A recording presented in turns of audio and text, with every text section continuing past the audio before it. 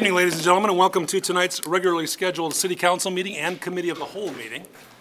I proudly call the City Council meeting to order, and I ask our City Clerk to please take the roll call. Bruno. Here. Burkhardt. Here. Clements. Ruby. Here. Caven. Here. Kilberg. Here. Maladra. Here.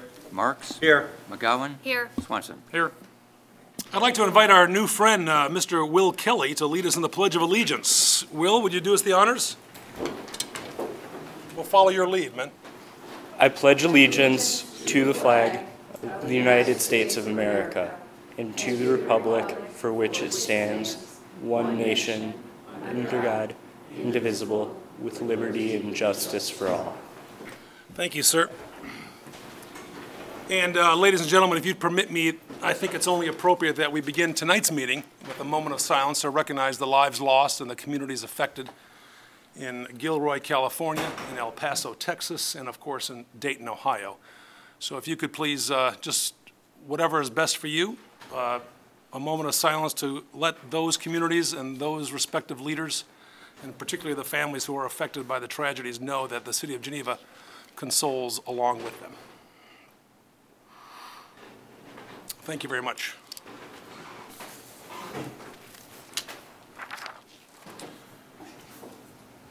Under item 3, it's to consider the mayor's appointment of Will Kelly to the Strategic Plan Advisory Committee. Now, Mr. Kelly is with us this evening. You're going to be a senior at Geneva Community High School. It's not a test, man. It's all good. And you have a guest with you tonight as well? Yeah. Would you like to introduce your guest? Sure. Juniper. It's my friend Juniper. Oh, Juniper, forgive me. I think I said Jennifer. I apologize. How are you? I'm good. How are you? Good. Welcome. Now, who else attended Western Avenue Elementary School here? Anyone? Your kids did. What year did you graduate Western Avenue? Oh boy. Okay. Just kidding. Well, so When was Western Avenue built? Do you remember? 1964. Very good. The same year I was built. All the students know that. Yeah. Isn't that amazing? You had a summer internship working with State Representative Dan Ugasti. You enjoy golf. I do. Yeah. What's your handicap? I don't keep a formal one. I think it's about like 15 or so though. I don't keep a formal one. Smart move, man. You have a younger sister? I do. Yeah. And what's your sister's name? Lydia. Lydia. You aspire to attend college in the D.C. area after your senior year. I do. Yeah. Why is that? I'd like to go into politics. I thought you were a smart guy, man. It's like, public policy? That's your, Yeah. You love that, don't you? Yeah. When asked why you were interested in serving on SPAC, you responded, local government is people who want to work together to find what's best for the community. That's pretty cool. And you believe that sincerely. I do. And you've been involved with all sorts of stuff throughout your tenure here. Yeah. What keeps motivating you to raise your hand and say, let me help?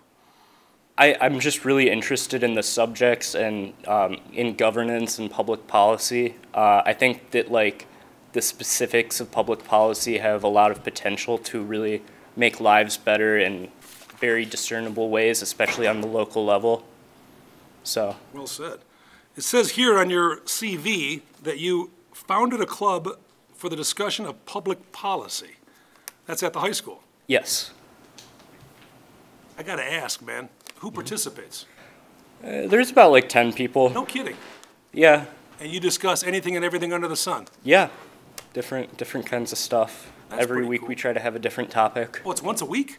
Yeah. Wow. Do you choose the topics as founder, or is it just brought to you by other members? Or I rule with an iron fist. You know, there's a group that does the same. It's made up of some of our more mature citizens. They meet, I think, once a month at the Geneva History Museum. Oh, that's pretty cool. Once a week, is it? Forgive me. Yeah, it's really a cool group of people. And they discuss, I mean, Alderman Bruno knows, they discuss virtually anything and everything. So you should go in there and just scare the devil out of them. Okay. Okay. Thank you. Current Vice President and President-elect of the GHS chapter of the National Social Studies Honors Society. So when you become president, what benefits are I think I'm technically president now because the seniors graduated, but I don't, Heck with them, there's no honestly. like, Do you get a car? no, I don't know, Parking I guess, spot? nope. Just means I have to do the work. Do you get to overrule Mr. Rogers? No, No? nothing like that. Now, it says here you also volunteered to raise money for Midwest Shelter for Homeless Veterans. And what particularly about that organization motivates you? Well, that was this past year, National Social Studies Honor Society, that was our spring fundraiser Okay. and volunteer project. Do you have veterans in your family? My grandfather, my paternal grandfather, was a Marine. No kidding. Yeah. That's pretty cool. So what school are you eyeing in D.C.? I think my top one right now is George Washington University. Wow. And when you are successful in being admitted, what do you hope to study? Between my majors and my minors, I'd like to hit political science, economics, and international relations. So really nothing, huh? Yeah, not really. Now, it says here you have a weighted GPA of 3.9. That's pretty darn good. Well, it's weighted. Was any of ours weighted when we went to high school? I waited to get out of high school. Right? Wow. Message or any words you'd like to speak to those tuning in tonight, particularly the younger students in our community, about why it's important to be involved? It's a lot of fun, and it's very rewarding. Opportunities present themselves, and you get to do a lot of cool stuff. That's awesome. If there's one thing you could change in Geneva, what would it be? This is always a loaded question, I know, but, I would liberalize the zoning regulations. well, good Lord, man, you're in luck. Stick around tonight, it's gonna be exciting. Yeah, I saw on the agenda, yeah. Did you? Are you gonna stick around? I have something I've got to go do. Yeah, sure you do. Okay, Mr. President. Any questions or comments from the dais for Mr. Kelly? Yes, Alderman Bruno. And then we'll entertain a motion and a second and a vote. Yeah, thanks for signing up, but just out of curiosity, what were the last 2 or 3 topics you discussed that, So we did one on healthcare reform. We tried to keep it like pretty narrow, not like kind of out there ideas, but more like smaller fixes that could be made. We talked about zoning reform. We talked about how to structure the tax code. We split that up a little bit on like different levels, like federal tax code, state tax code. We talked a little bit about municipal taxes, but not really much. Wow. suggested topic, home rule? Home rule? That's actually one that I'd thought about a little bit, but Well, thanks. Congratulations. thank you. You know, we had a club similar to yours when I was in high school, but we talked about Funway.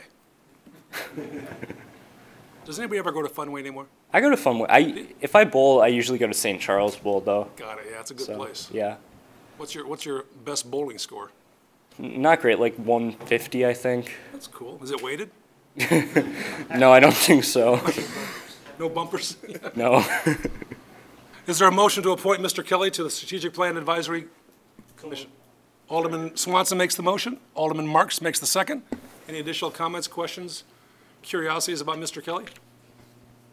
All in favor of the appointment, please say aye. Aye. Anyone opposed? Welcome aboard. Thank you. Thank you very much. And don't forget that thing you got going tonight since you can't stick around. Juniper, nice meeting you. We got to use that line, man. We got something else going on over there. Item 4, folks, amendments to the agenda. Are there any amendments this evening? Item 5 is the omnibus agenda. All items marked with an asterisk are considered to be routine by this council and can be considered and voted upon with one motion. Is there such a motion? Motion by Alderman Marks, seconded by Alderman McGowan. Mr. Clerk, please take the roll. Bruno. Aye. Burkhardt. Aye. Ruby. Aye. Caven. Aye. Kilburn. Aye. Maladra. Aye. Marks. Aye. McGowan. Aye. Swanson. Aye.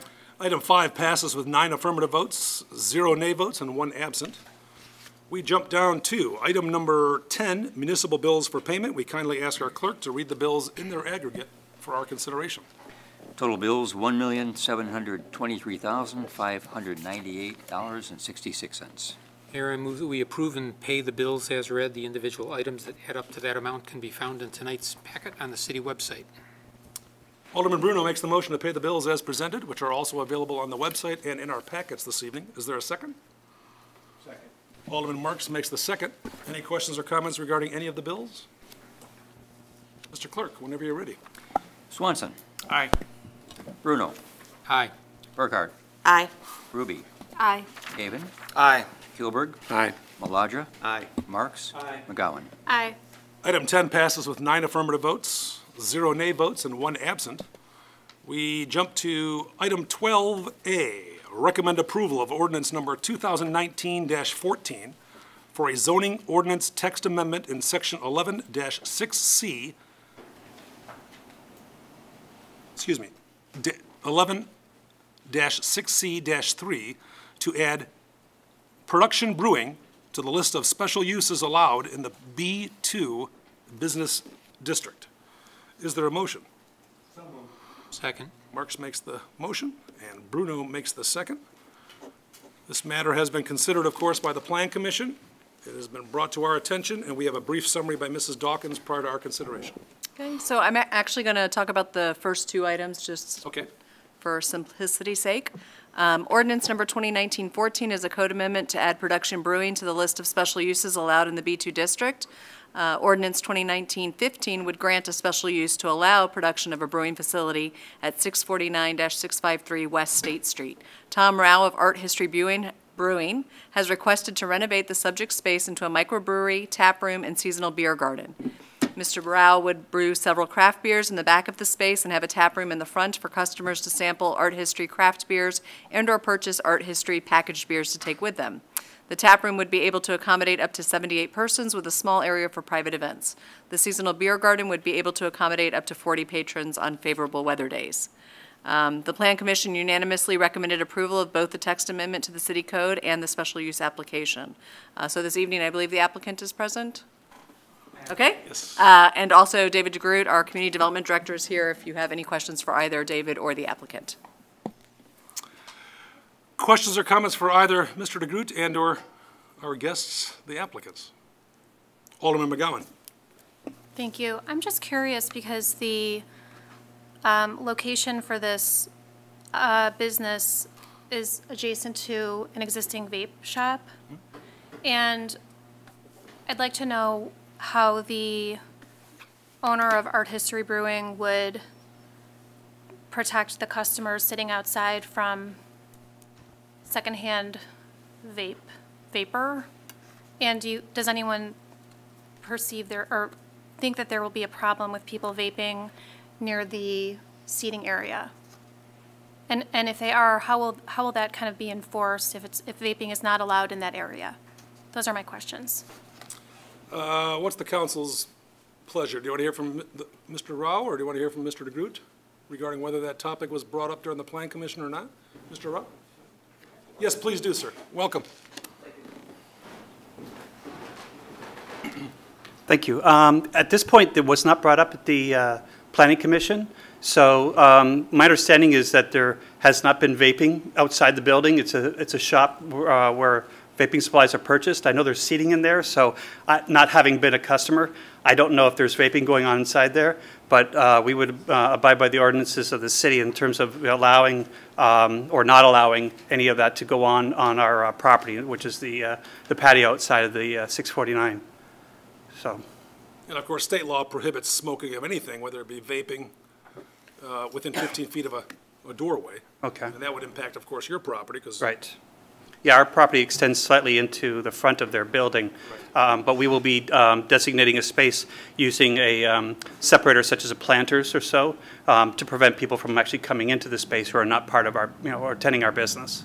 How often, or how, I guess, yeah, how often do you think that you will actually be on site during regular business hours? 6 to 7 days a week, more than likely. I'm going to be the general manager and assistant brewer.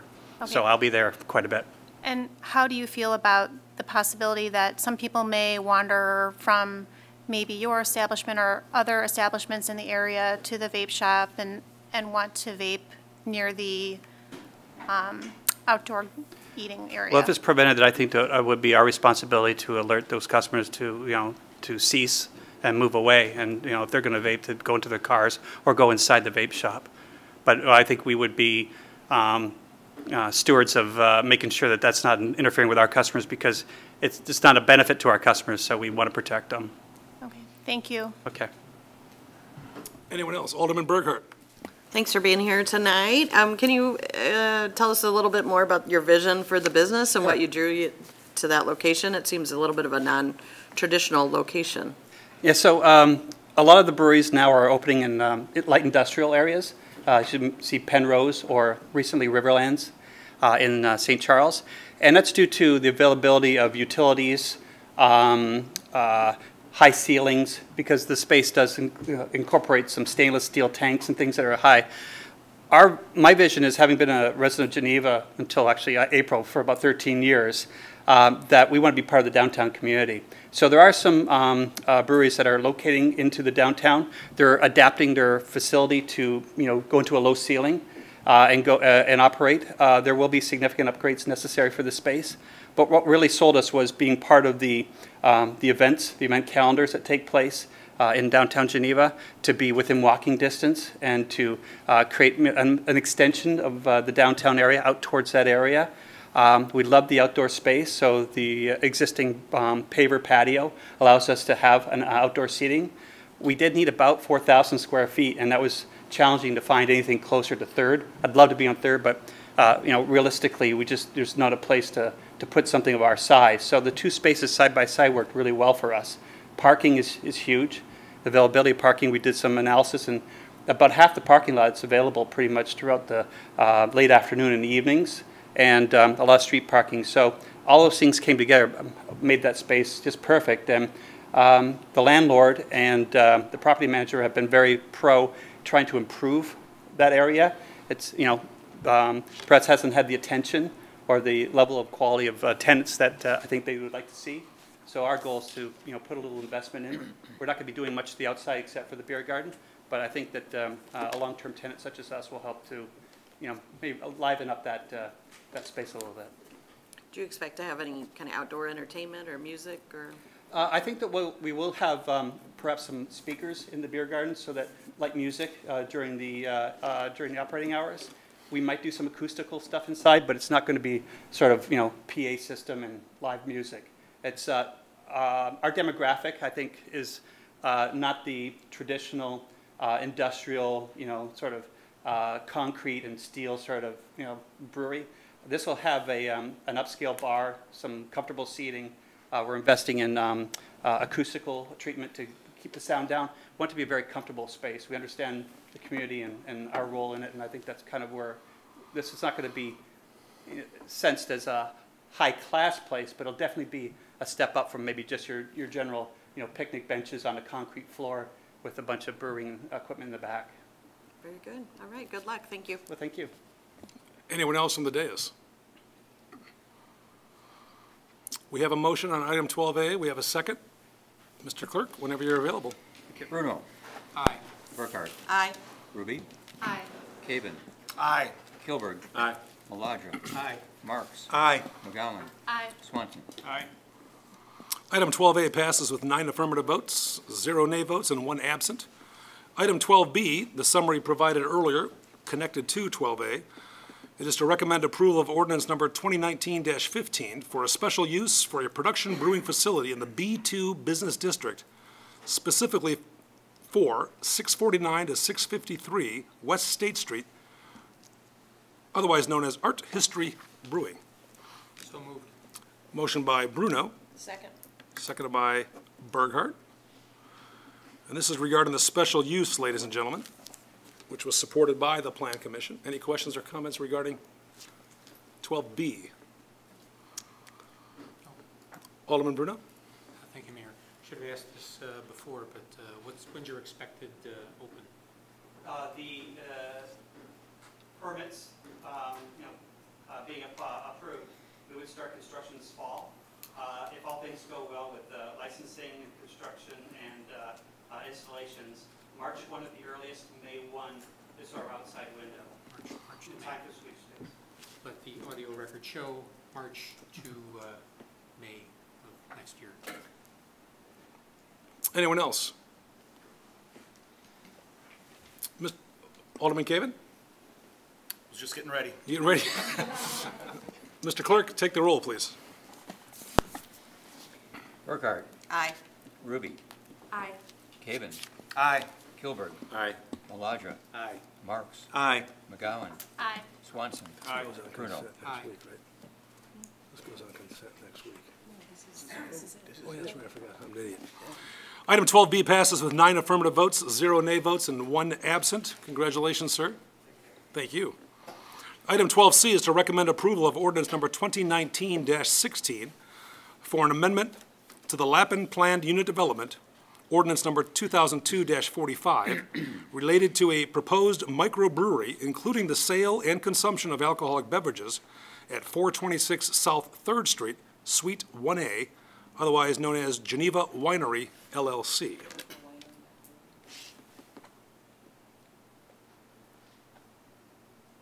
Is that incorrect? It shouldn't say winery? No, it should say, but you said. Micro winery. Oh, it's a micro winery. My apologies. Is there a motion?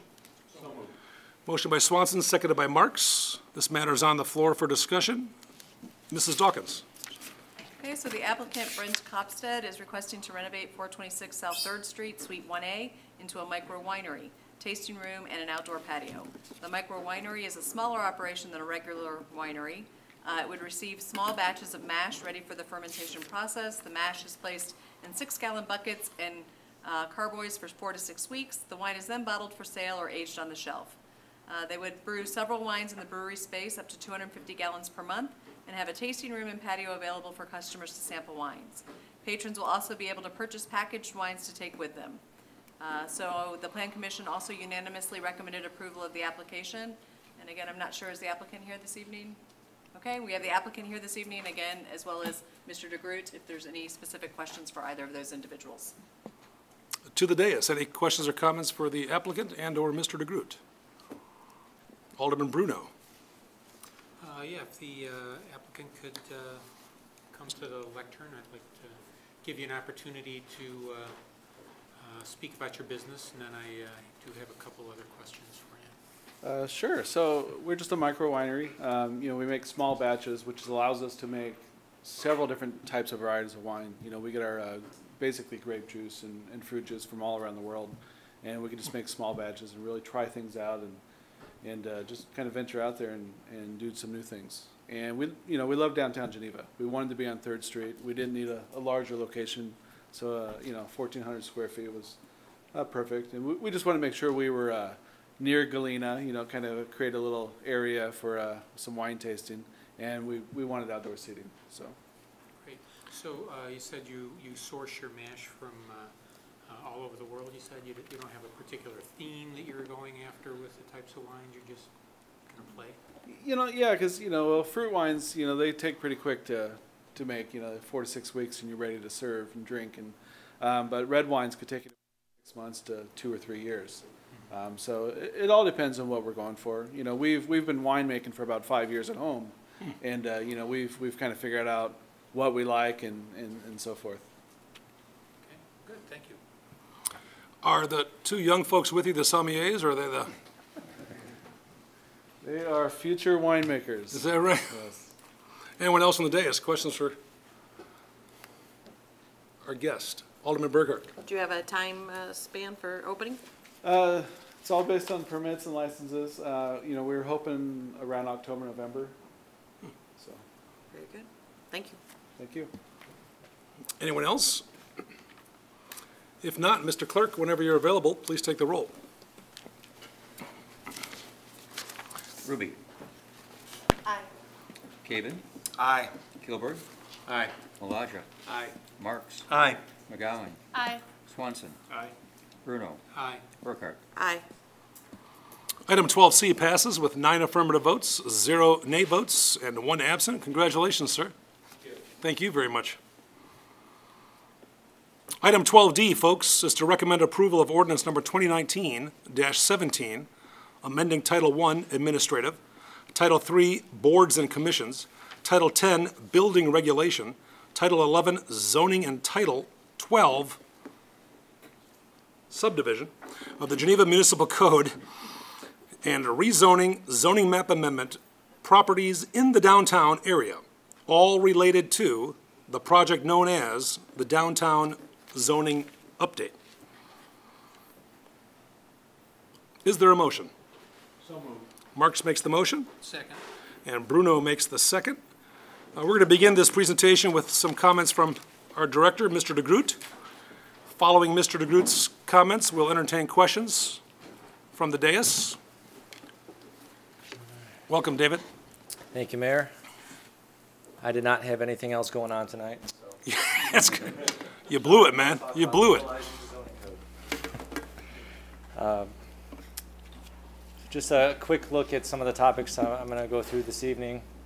A little bit of why we're here, summary of the downtown master plan that brought us here, review of the project objectives, where we're at in the project, some examples of how we're trying to remove barriers in the zoning ordinance and streamline our review processes, a little bit of explanation on how we crafted the regulations that are in the code and how we applied those to different geographic areas in the downtown, how the regulations will still protect the existing character we have in the downtown area, and then I want to look through some of the specific areas that either the working group, the Historic Preservation Commission, or the Plan Commission, or in some cases all three, made recommendations on. And we could stop at any point during any of these topics to address any questions or concerns you have. So just to start, the Downtown Master Plan was adopted in November of 2012 and was amended about a year later in November of 2013. And then we've had amendments kind of on a case-by-case basis since then for individual properties. But the plan adopted 5 main goals. The goals are to preserve downtown's authentic character while accommodating new infill development, strengthen the downtown's role as the central business district, maintain downtown as the civic heart of the city, encourage a diversity of residential development types in and near downtown, and then make it easier to get around. Along with each one of these goals, there's attached a number of objectives. A goal is a general statement about a desirable future condition. So for example, a goal in the downtown plan to encourage a diversity of housing types in and near downtown, where an objective is more specific and it has a measurable outcome. So an example that would tie to that goal would be diversifying housing types in and near downtown, providing housing that includes single-family, townhomes, multifamily, affordable housing, workforce housing. But in addition to goals and objectives, the plan included a very detailed implementation section, a list of recommended actions to achieve those goals and objectives. And as part of the background work we did on the Downtown Master Plan, that included an overview of the existing zoning ordinance in order to understand how current controls may be inhibiting the desired development types that the plan is recommending. Sorry, I skipped over a bit. So as a result of that, many of the recommendations in the plan call for changes to the zoning ordinance or subdivision controls. In addition to the changes in the regulations, the plan includes a land use plan, which provides long-range land use recommendations, whether a property should be single-family, multifamily, commercial, industrial. Some properties were also identified as opportunity sites, which were kind of areas that might be ripe for redevelopment, and those sites were accompanied by illustrative development concepts to show what might be possible. So the current zoning map was adopted in 1995 with a comprehensive redo of the zoning ordinance at that time. And then it's been updated annually to reflect changes requested by individual property owners or by the city council. But since we haven't had a comprehensive zoning change since 1995, the downtown plan contains recommendations that obviously weren't part of the city's vision back in 1995. And that's really why we're here. Some of the current zoning district boundaries conflict with recommendations of the plan and act as barriers to redevelopment and investment.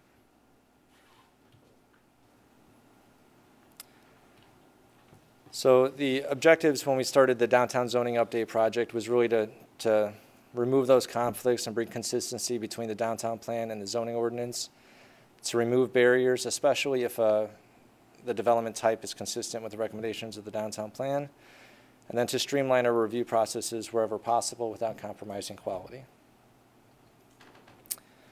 To do that, we worked with a consultant, Tesca Associates, and they worked closely with city staff, but we also worked closely with an advisory working group, and that group consisted of downtown property owners, downtown business people, developers, aldermen, commissioners, and residents. In addition to that, we had 7 focus groups that were interviewed.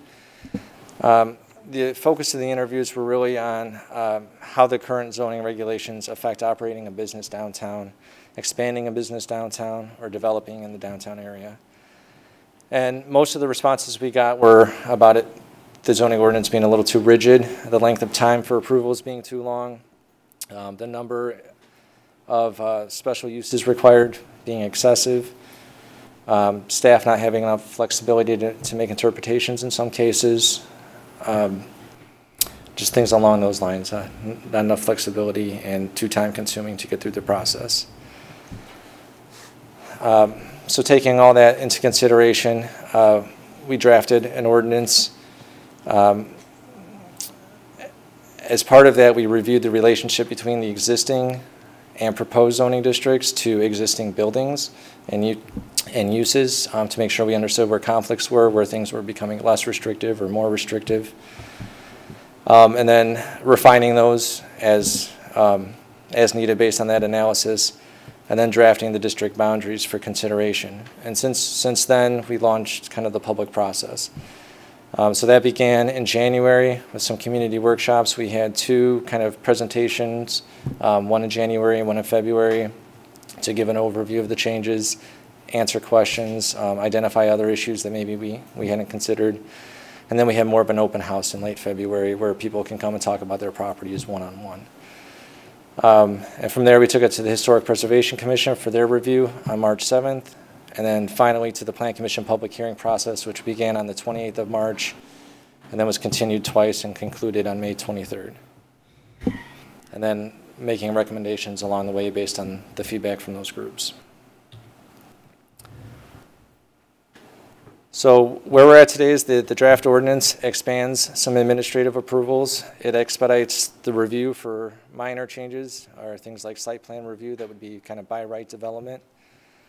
It consolidates zoning districts with essentially the same purpose, so we don't have sub-districts anymore. Consolidates permitted and special use lists into more general categories. Like you saw tonight, we had a text amendment for production brewing. Maybe that could have been lumped into another general category instead of having to come forward for a text amendment. We add a lot of graphics to make it more user-friendly and kind of illustrate the regulations. We try to reduce plan review time, focus more on form than density. So if we know the overall height of a building that we think the maximum should be and what the setback should be, does it really matter if there's 4 or 5 units within that envelope? And then trying to reduce the need for special approvals, PUD approvals. Just a few examples of some of the barriers we removed. As it stands today, restaurants require a special use permit in the B3 zoning district, which is primarily South 3rd Street. And if you think of South 3rd Street, we're all thinking of our favorite restaurant right now. So all of those restaurants were granted a special use permit. It's pretty much become a dining district.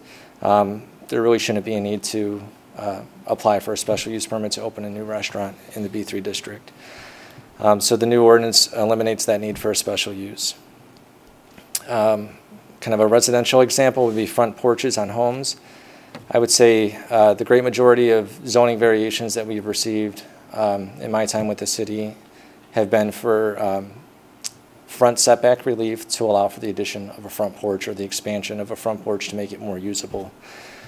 And it's really actually something we incentivize in other portions of the zoning ordinance, but then everybody's restricted by that setback. So the proposed regulations would allow for an encroachment for open front porches up to 8 feet into the required yard to eliminate that need for a variation. Another example is bed and breakfast. We are constantly hearing that Geneva screams bed and breakfast, but you guys don't have any. Why not? We have had some interest over the years, but it hasn't fallen within our very narrowly defined criteria of where they might be allowed. We currently only allow them by special use permit, and it has to be within 500 feet of a B2 or B3 district, and it has to front on a state route. So when we map that out, it's like a dozen properties, and they don't all scream bed and breakfast. So we've amended that to just require a special use permit for bed and breakfast in all residential districts. So they'd have to go through the public hearing process, demonstrate that they could park additional vehicles, comply with any reasonable conditions that the commission or the council feels is necessary. But then we've also allowed them as a permitted use in commercial districts. So if there's a property that could be repurposed in a commercial district for a bed and breakfast, we should be able to accomplish that by right.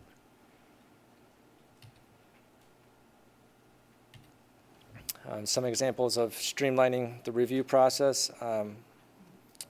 Probably one of the bigger ones is consolidating the roles of the Plan Commission and Zoning Board of Appeals into one body, which we're calling the Planning and Zoning Commission. Allowing for administrative site plan review, and then some flexibility on use determinations, and I'll get into a little bit more detail on each one of these. So the first is the consolidation of the Plan Commission and ZBA. You can kind of see their roles are listed here. Plan Commission considers everything from subdivisions, special uses, PUDs, sign variations, and the Zoning Board of Appeals really only considers variations, so setback reduction, increased building height, or an appeal to an administrative decision. So an example would be if my department determined that property wasn't buildable, they could appeal that to the Zoning Board of Appeals and have that overturned based on the evidence they provided. So we're suggesting moving all of these functions into one board that we would call the Planning and Zoning Commission. Some of the reasons for doing that is it's much more efficient, both for an applicant and for the city. Some examples we've had, like Graham's 318 or the Patton House, when they were trying to expand or open up a new business in the downtown, had to go before a public hearing before the ZBA, had to go before the Historic Preservation Commission, then back to another public hearing before the Plan Commission. And at the time, we were still taking those items to the Committee of the Whole and then City Council. So that's 2 applications, 2 public hearing notices, 2 agendas, staff reports, attendance at 2 meetings. It's also more efficient if we're able to do that with one body for the city.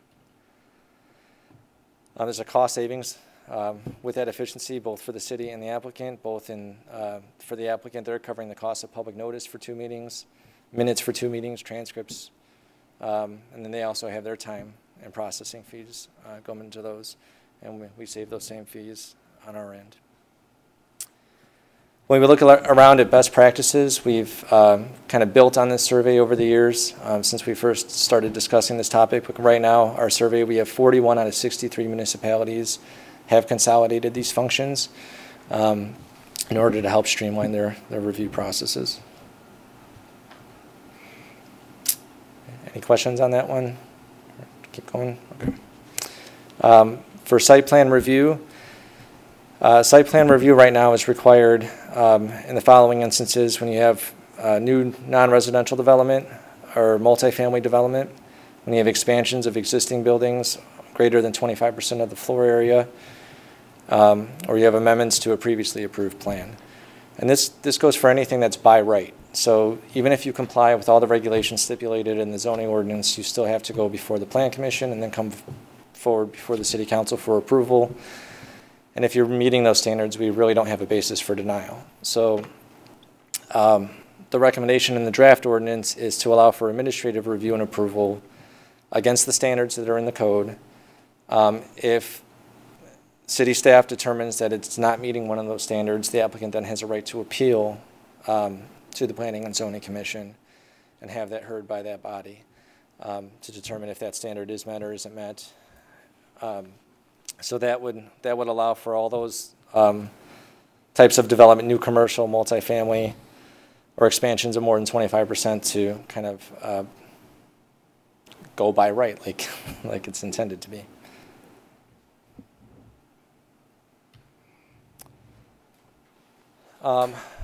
Another area where we added some flexibility, which I touched on a little bit earlier, was just use determinations. So right now, if a use is not specifically listed in the zoning ordinance, an applicant has to file an application for a text amendment and say, I want to add micro winery to the list of uses or production brewing. And then we've got to go through a public hearing process and city council approval. So the proposed ordinance changes to more general categories where we have some flexibility to say it's a like use, a similar use, and make that determination. If we decide that it's not, they still have the right to appeal to the Planning and Zoning Commission and ultimately the city council if that's denied. We had some discussion on this at the Planning Commission. There were concerns about what's similar and what's not similar. So the Planning Commission recommended adding the language substantially similar. So things that we know are clearly a like use. Is it a yoga studio or a Pilates studio? Doesn't matter. It's kind of a fitness center. Those would be substantially similar uses. Anything that we're not convinced is substantially similar, we would bring forward to the Planning and Zoning Commission.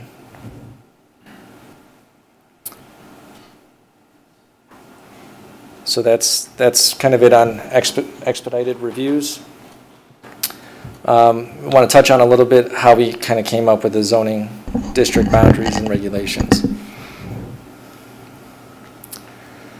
We started by looking at some of the opportunity sites that are in the downtown master plan. When we look at this site, so this is where Park Place is now. So Stephen Street, First Street, and then Wheeler Park to the north. When we look at the development pattern, row homes along First Street and multifamily development along the river, along River Lane. The zoning regulations we had in place, the lot area was too low for this type of use. Maximum lot coverage was too low.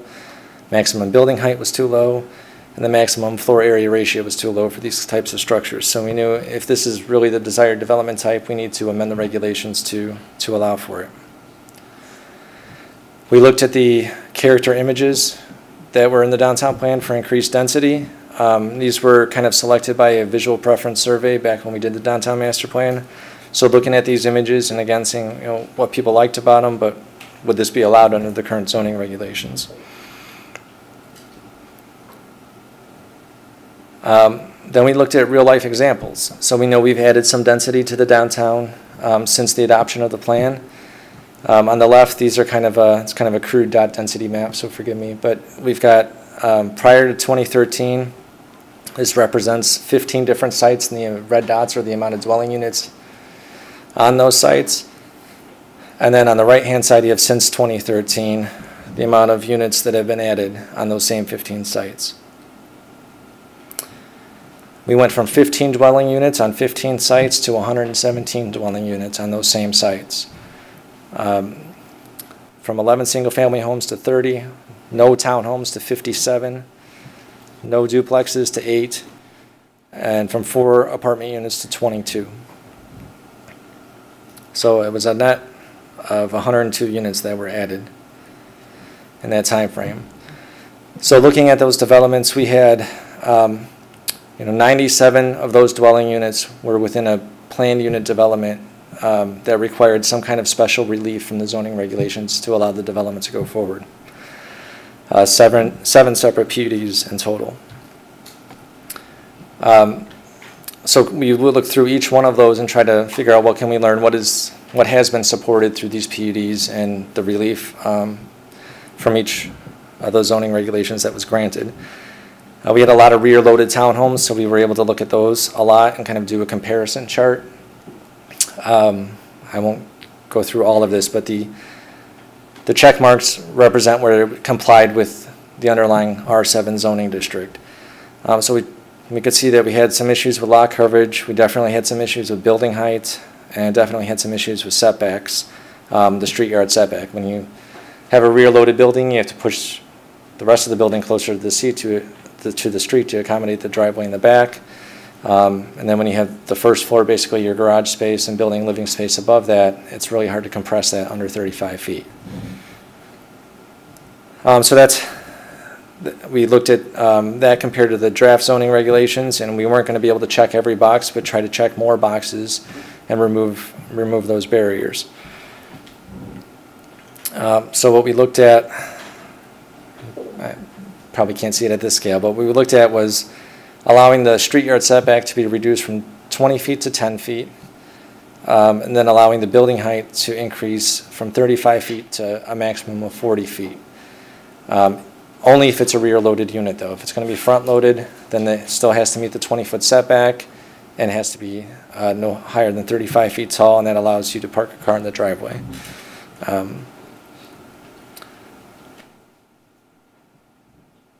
We looked at, and I don't want to gloss over it, I will touch on it more. The HPC and the Plan Commission both recommended changes to those regulations, so I'll touch on that in a bit. We also looked at individual properties, approximately 200 properties. Each got this kind of detailed summary sheet where we looked at existing zoning regulations, existing conditions, and proposed zoning regulations, and try to figure out what the conflicts were, where things were more restrictive or less restrictive, and if it really made sense for the area we were looking at. And in some cases, it really helped us kind of change course, so it was definitely a worthwhile exercise. We took all that information and we consolidated the 18 zoning districts we have in the downtown area right now down to 7 zoning districts, which is definitely more user-friendly both for the general public and as well as for the city to administer. Throughout the public meetings, we heard a lot of discussion of like how are we going to protect the existing character if we are changing the zoning regulations. So just to touch on that, all the what's referred to as the tear down infill regulations that we have in place, they were adopted in 2003 by the city. They ensure compatibility because they require averaging of setbacks with your neighboring properties. They limit the floor area for a property based on the actual area of the property. Encourage garage locations to be either rear loaded or side loaded so we don't have 4 garage doors facing the street. So all of those regulations are retained and they're baked right into the individual sheets of each residential zoning district. We've also incorporated transitional setbacks. So if you're a commercial or multifamily use or industrial use that's adjacent to a single family use, you'll have an increased setback requirement to create kind of a buffer between those residential areas. We've also allowed some residential uses in what's being called the residentially scaled commercial mixed use district. So that district really applies to all of South 3rd Street, Hamilton Street, some of the side streets, James Street. We would not allow the residential uses along 3rd Street to keep that commercial core strong. But in those kind of side streets where we don't have as much traction, this provides another option for those owners to accommodate another use, and it might help relieve development pressures for residential in other areas of the downtown.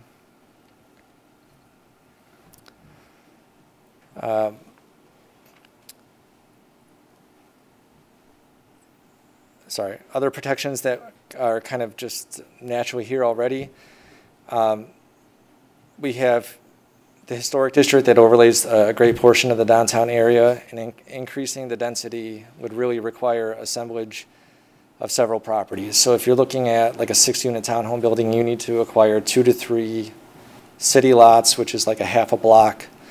And then you'd have to convince the HPC and the city council that you can demolish whatever structures are on that site, and then you might have a site that you could work with for higher density housing.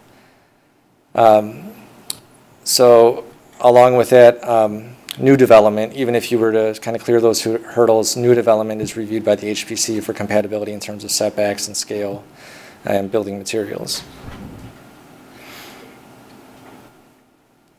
Take a sip of water, excuse me. It's about slide 75 of 200, so I'm getting there. Any questions for David? All right. Just a brief note on non-conforming provisions. Anytime you do a rezoning kind of comprehensively, there's potential for non-conforming uses or structures. A non-conforming use is, for example, if you had a commercial use in a residential neighborhood, that use becomes non-conforming. It can continue indefinitely, but it can't be expanded. So you couldn't expand onto that commercial use. If it was ever converted back to a single family or a residential use, it couldn't then go back to a commercial use. So it can continue kind of indefinitely, but once it goes away, it can't be resumed. And by going away, that means an actual change in use. You could sell the property for somebody else to continue using it as a commercial use. But if they ever changed it to residential, it would have to stay that way. And then a non-conforming structure is a building that might not comply with setback requirements, lot coverage requirements. They can, of course, do ordinary repairs and maintenance. They can be expanded as long as the expansion conforms to the new regulations. And then they can be restored if destroyed by fire or other act of God, provided that the restoration cost doesn't exceed 50% of the value. So if it's a total loss, the new construction has to conform to the new regulations. So now I'm going to get into the areas that the Historic Preservation Commission, Plan Commission, and the working group focused on in a little more detail and just kind of explain some of their recommendations. The first area was that mixed high-density residential district. This is what's kind of currently our R6 zoning district. It allows for single-family, two-family, and three-family. Kind of the change here was the setbacks that I mentioned earlier, reducing the street yard setback for rear-loaded townhomes and increasing the building height to up to 40 feet, but also allowing by right up to 6 attached units in that zoning district. I won't go through this again, kind of how we came to those regulations. But there was definitely some concerns brought up about those proposals by both the HPC and the Plan Commission. And both bodies wound up recommending limiting the building height to 35 feet, kind of keeping that line where it is today at a maximum of 35 feet.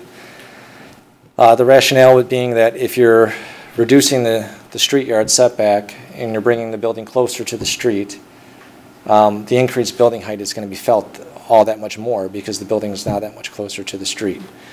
So they had concerns kind of doing both, I guess, reducing the setback and increasing the building height.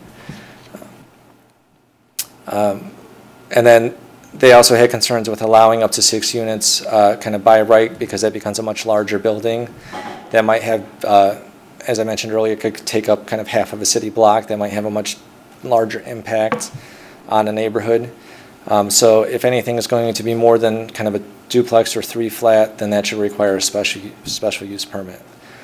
So those were the recommendations of the Plan Commission and HPC in relation to those standards. Stop me at any time if you need to. Sure. I'm not sure if we're on the same topic here. The proposal was for changing a 35-foot height to a 40-foot height for the rear-loaded townhome. Does that apply to what you're talking about here, or is this something different? That applies here. The recommendations of the Plan Commission and HPC were not to allow that, to keep it at 35 feet, even if it's rear-loaded. Okay, perfect. Thank you. So that's what's reflected in the draft ordinance.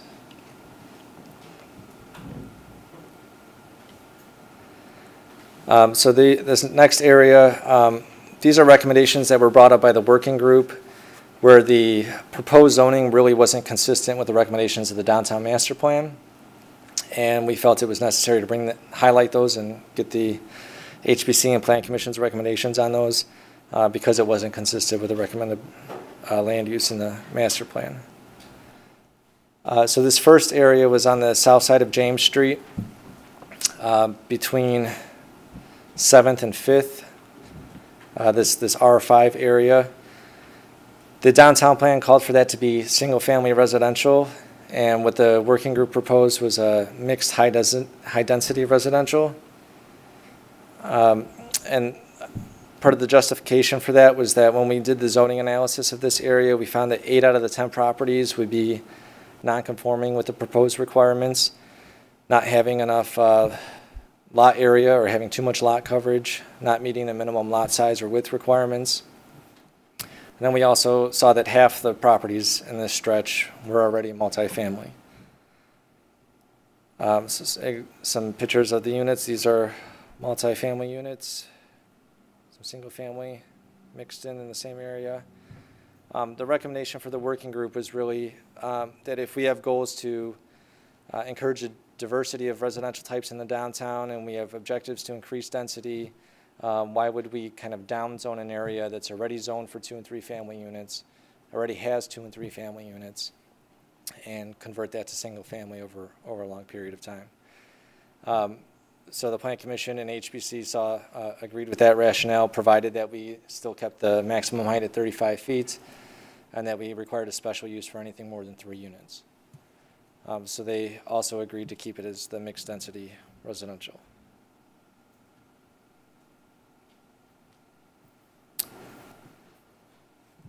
The next area was a much larger area. We looked at going from the R6 district to the mixed density residential district.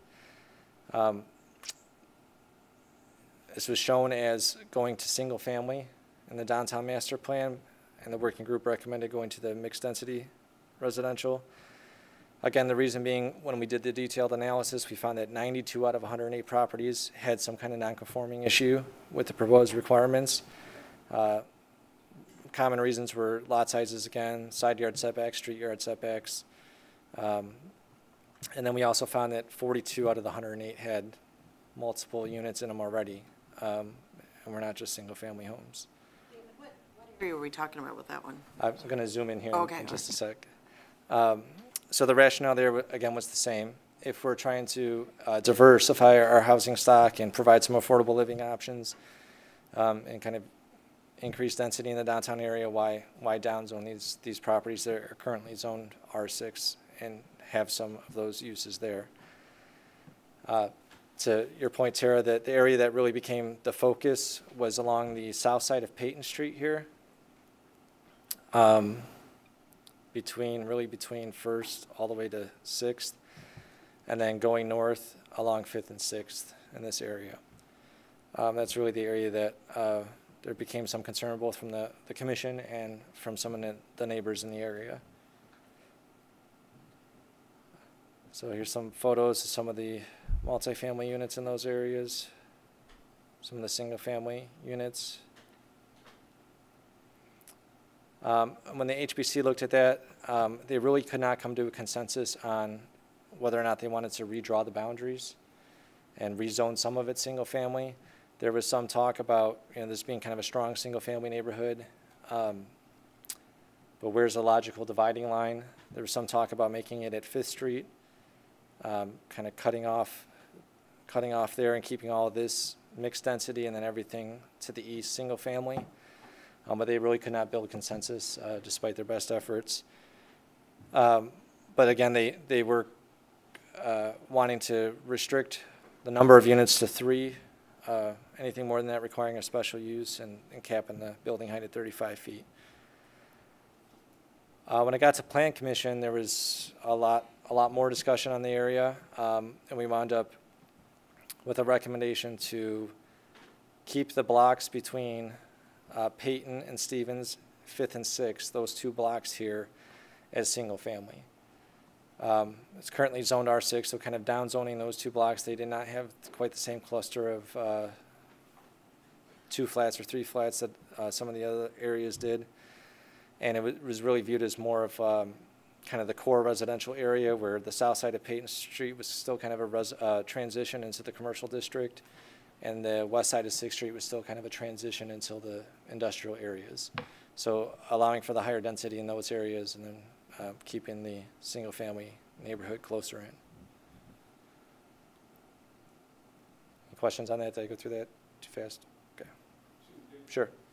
There are a lot of homes, though, that are in that area that are single-family, and then there are some 2 flats and 3 flats. You have the same thing on Howard Street. In fact, that's R6, and it's going to be D-MHR as well. And some of those homes were built recently, new homes. So I guess my question would be, what is the point of rezoning the entire area D-MHR, given that some of it has been new development since then, which are single-family homes? So the D-MHR district allows for single-family, but it also allows for 2-family and 3-family, where the yellow, the single-family district, only allows for single-family. It doesn't allow for the 2-family and 3-family. So in those areas where we had kind of a mixed use, we recommended keeping the mixed density residential. Okay. Okay. Sorry, does mixed high density residential allow for, they would the single-family homes be non-conforming? No, they would be conforming. So yeah, I'm sorry, the district allows for single-family, 2-family, 3-family, and anything more than that would require a special use permit. Right. David, what's the height on those then? Did it change? 35 feet. So both the mixed high density is 35 feet. It's the same as single family. It's 35 feet.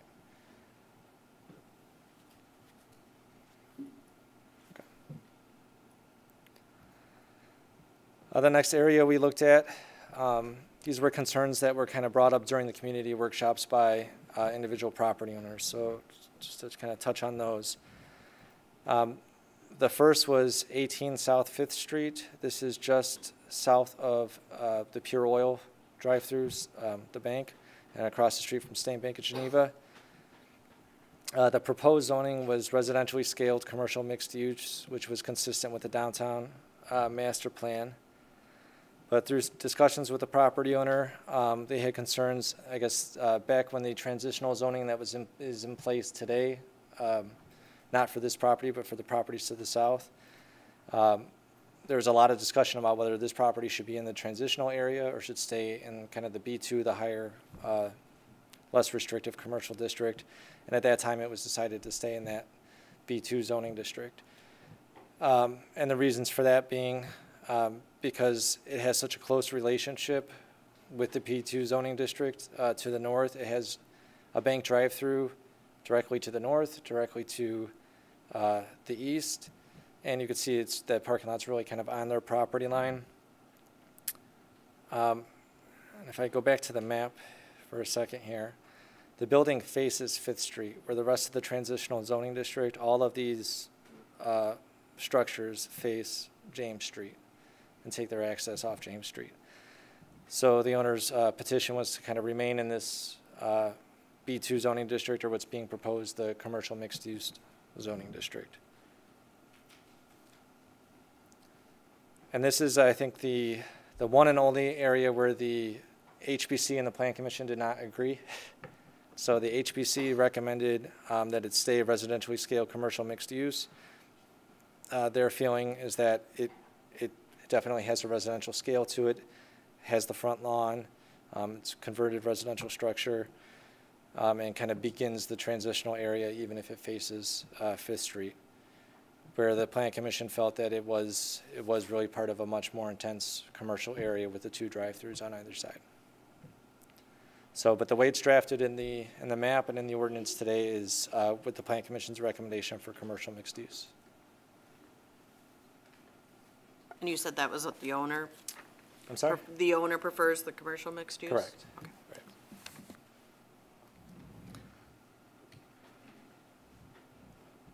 Right. The next were the block of properties on the east side of 3rd Street between James and Campbell.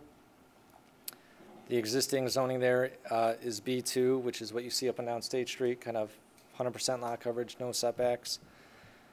The proposed zoning was residentially scaled commercial mixed use, which was consistent with the recommendations of the downtown plan. And there were concerns raised because when you look at the properties there, they really would not comply with any kind of lot width, lot area, setback requirements, lot coverage requirements. They really have that same character that you have on State Street. They're right on the sidewalk. They go lot line to lot line.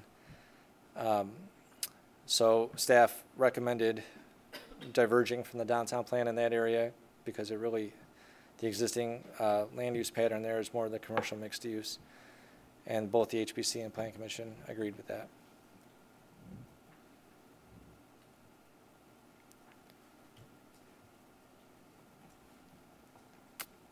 Okay, the next properties are up on Anderson Boulevard between Ford and Stevens. Existing zoning is B2, which again is what you see on State Street. Proposed zoning was more of a residentially scaled commercial district, which was consistent with the downtown plan. Here's a photo. You've got kind of the multi-story building that's been vacant for a number of years, and then you've got Altiro's and the karate place, and a large parking area in front of the two buildings. The existing uses would be conforming in the residentially scaled district as commercial uses, but the structures would be non-conforming in terms of their setbacks and lot coverage. The proposed residentially scaled district is much more restrictive in terms of building height and setbacks and lot coverage because it actually has some of those parameters where B2 doesn't. But it's located in a primarily a residential neighborhood. The property is adjacent to Geneva High School, but if you look on both sides of Anderson, you have a mix of residential uses there. So the Plan Commission, in this case, recommended that it's remain residentially scaled commercial mixed use. The property owner was arguing to stay in the commercial, the DCM commercial district, to kind of retain the rights that they have today. And if you don't see an HPC recommendation, it's because it's outside of the district. I forgot to mention that. Okay. So if that changed, how would that affect the existing buildings? Like the tall one is probably the only one that it would affect, right? So the buildings could stay in perpetuity, really. Well, but once there's a redevelopment, the new development would have to comply with the regulations of the new district. So would they have to alter the building?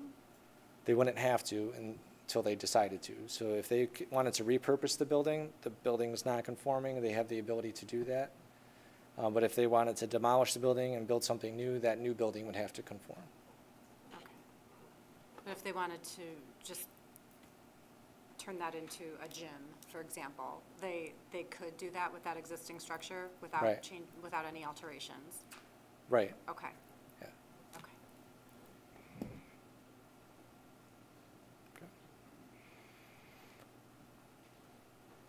So on that one, what's in our pact, or what's before us? Is it the Plan Commission recommendation then? The Plan Commission's recommendation to keep it residentially scaled. Okay, thanks.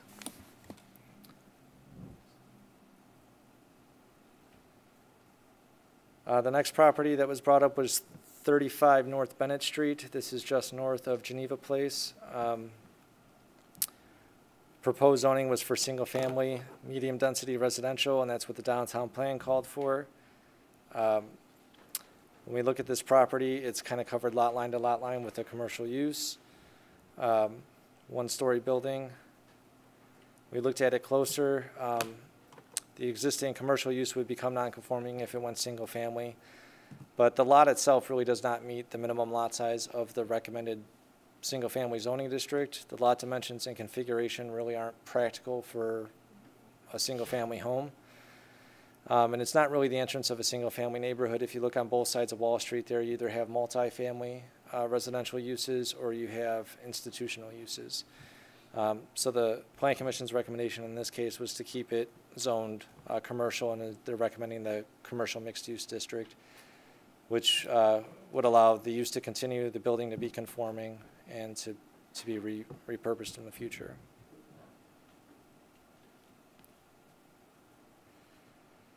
Okay, so this block had quite a few recommendations here. This is across the way, State and Bennett, across from Mill Race, as you kind of climb the hill.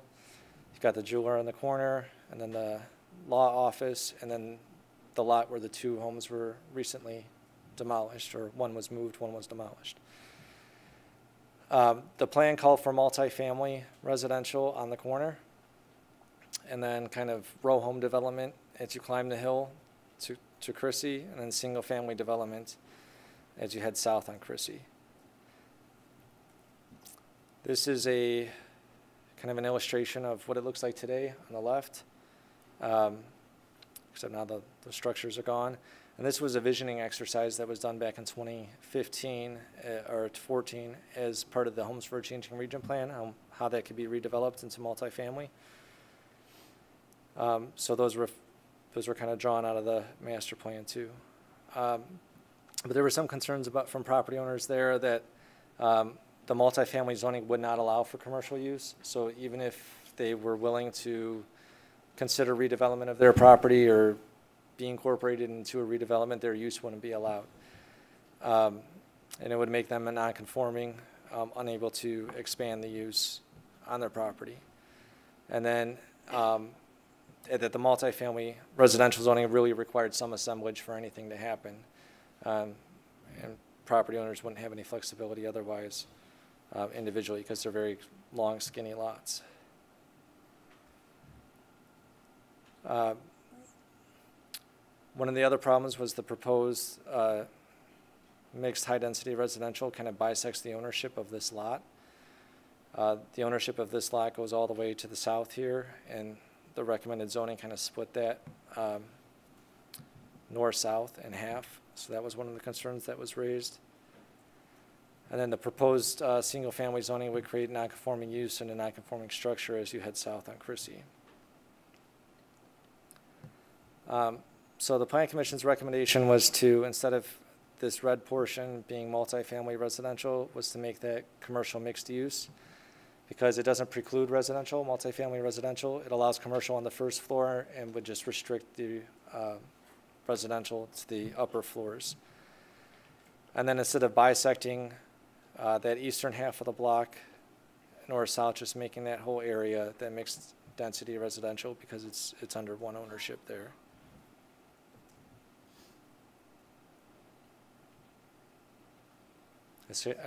Yes.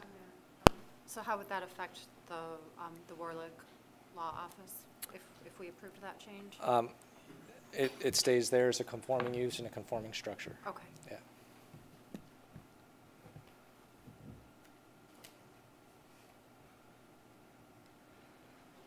Okay. So this is, again, up by Park Place across the street on First Street and then on River Lane. These two properties in yellow were kind of left as single-family residential in the downtown plan and in the proposed zoning. When we take a closer look at those, look at the opportunity site that was developed in the downtown master plan. That opportunity site calls for row homes along First Street and then multifamily along River Lane, including this northern property.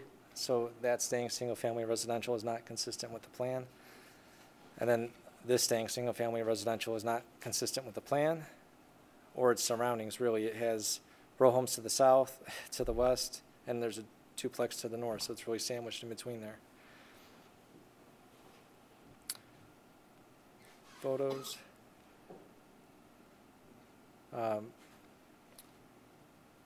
So in those cases, the Plan Commission recommended the multifamily residential zoning for that River Lane property to kind of complete that opportunity site, and that 417 North First Street be mixed high-density residential to kind of blend in with the uses around it.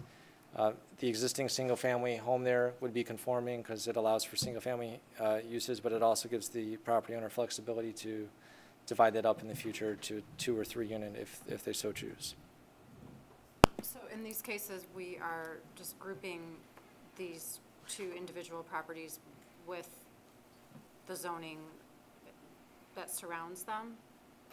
And why are we singling out, why are we rezoning specific addresses? So in this case, the downtown plan put together this development concept. It doesn't mean that's what has to be developed there. But the idea here being that you would have multifamily uses along North River Lane, and then you'd have some attached single family along First Street. And then those two properties, for whatever reason, I think it was an error at the time, were left out of that. I mean, all of this was shown as like attached single family. All of this was shown as multifamily, but it did not include that northern parcel, which it should have. Okay. And then this one, yeah, is sandwiched in between all these other uses. I think it was just an oversight. They were probably reflected on the map, the existing use instead of the planned land use. Okay, so the adjoining properties are zoned the same as the proposal for these addresses? Right, so Okay. the idea is here to make the one on First Street, this tan, which represents the 2-3 family district, and then this yellow piece to be part of the brown, which is the multifamily residential, and is actually under the same ownership as the property to the south. Okay, so we're going under the assumption that these two addresses were inadvertently left out of the zoning in their respective areas? That's the only logical conclusion I Okay. can reach, yeah. Okay, thank you.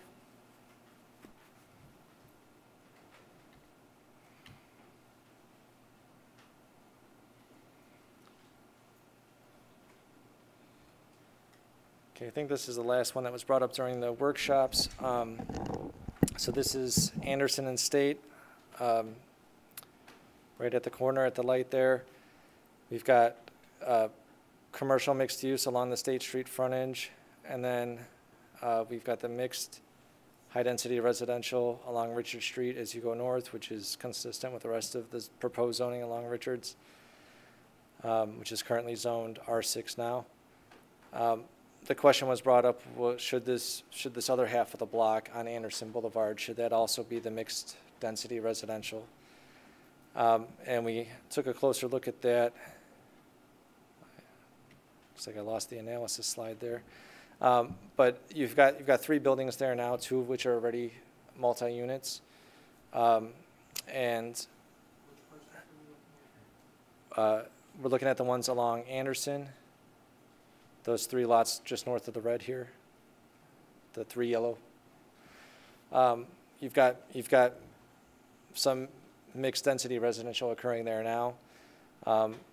Zoning it that way would not preclude single family, but it would also, if there's ever redevelopment consideration for this block, it would make much more sense comprehensively for the block to have that northern half be the mixed density and the lower half be the commercial mixed use. And so the Plan Commission recommended making that change and making it all the mixed high-density residential on the northern half of that block.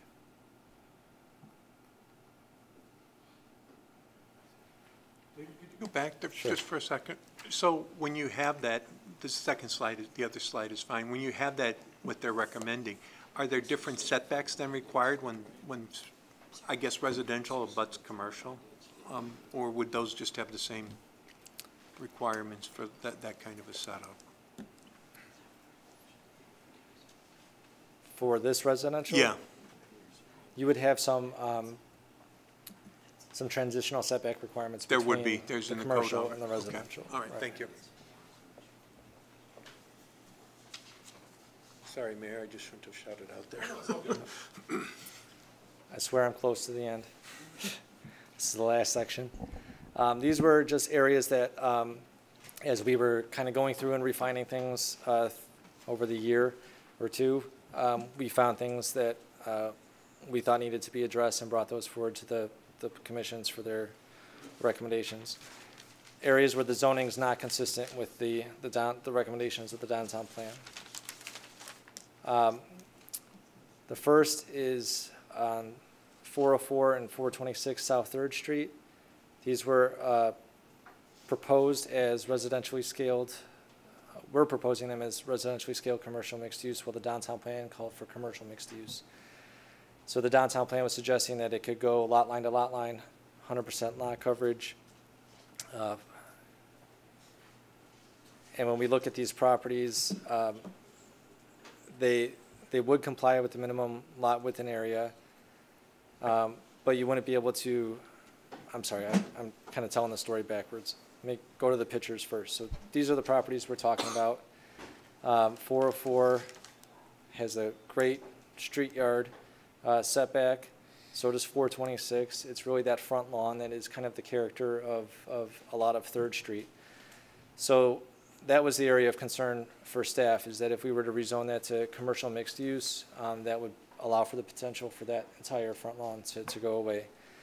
So we recommended changing it to the residentially scaled commercial mixed use, which would allow the 3rd Street setback to be preserved.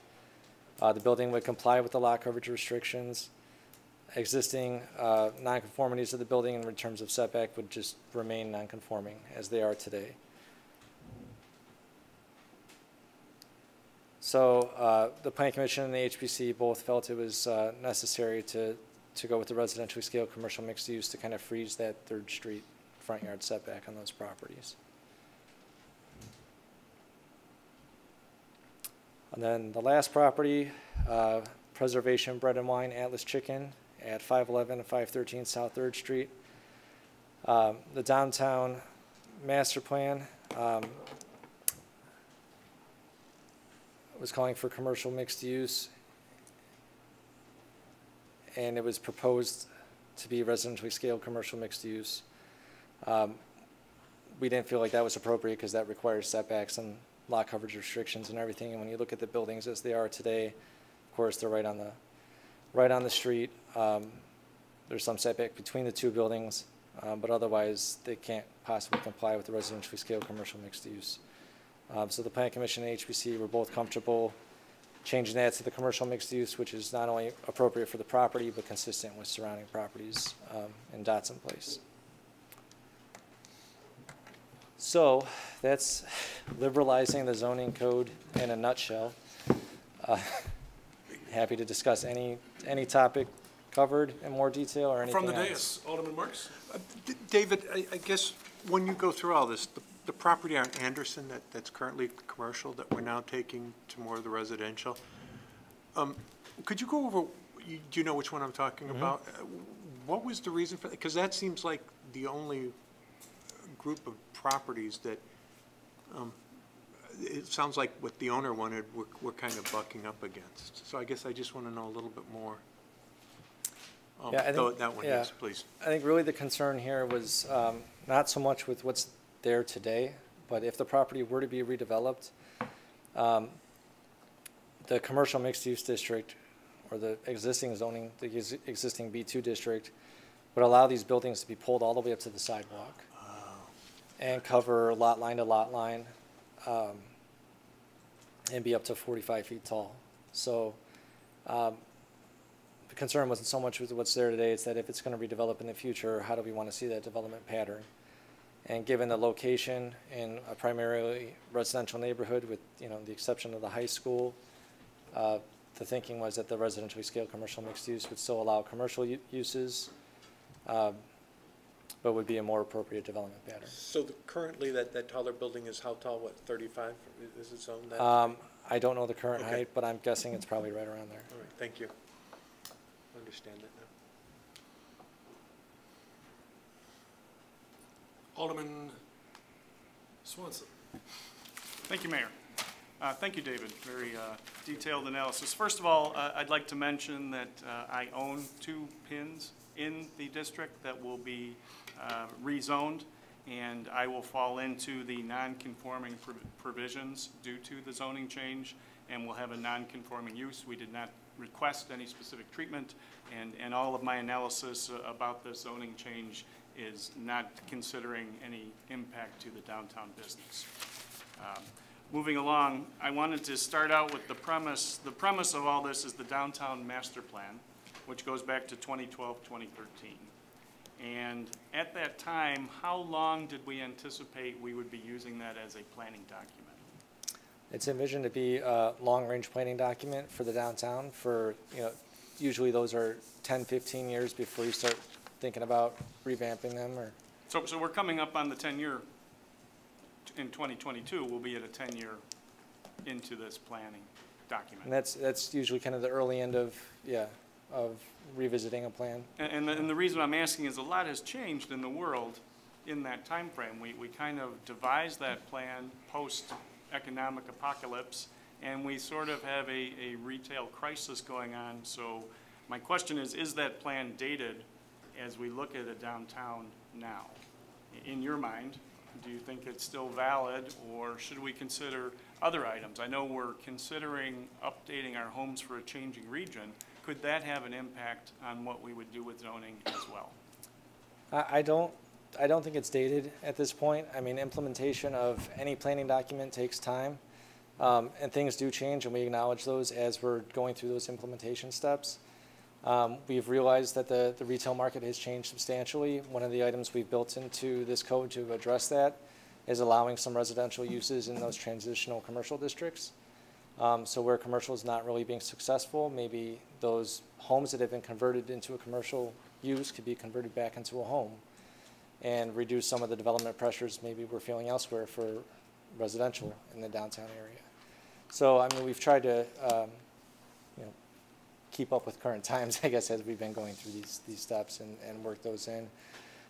We still have not diversified our housing stock very much, other than the addition of, I think it was 57 townhomes is probably the most diversity we've added. So I still think there's opportunities to do that and preserve what we do have already, which is consistent with the downtown plan. One of the major items in the downtown plan were the opportunity sites.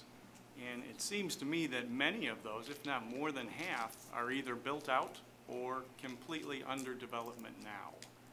And so that tells me that perhaps the plan is somewhat dated, and I'm particularly looking at the first opportunity site was Burgess Norton, which my understanding would be that nothing is going to change with respect to Burgess Norton.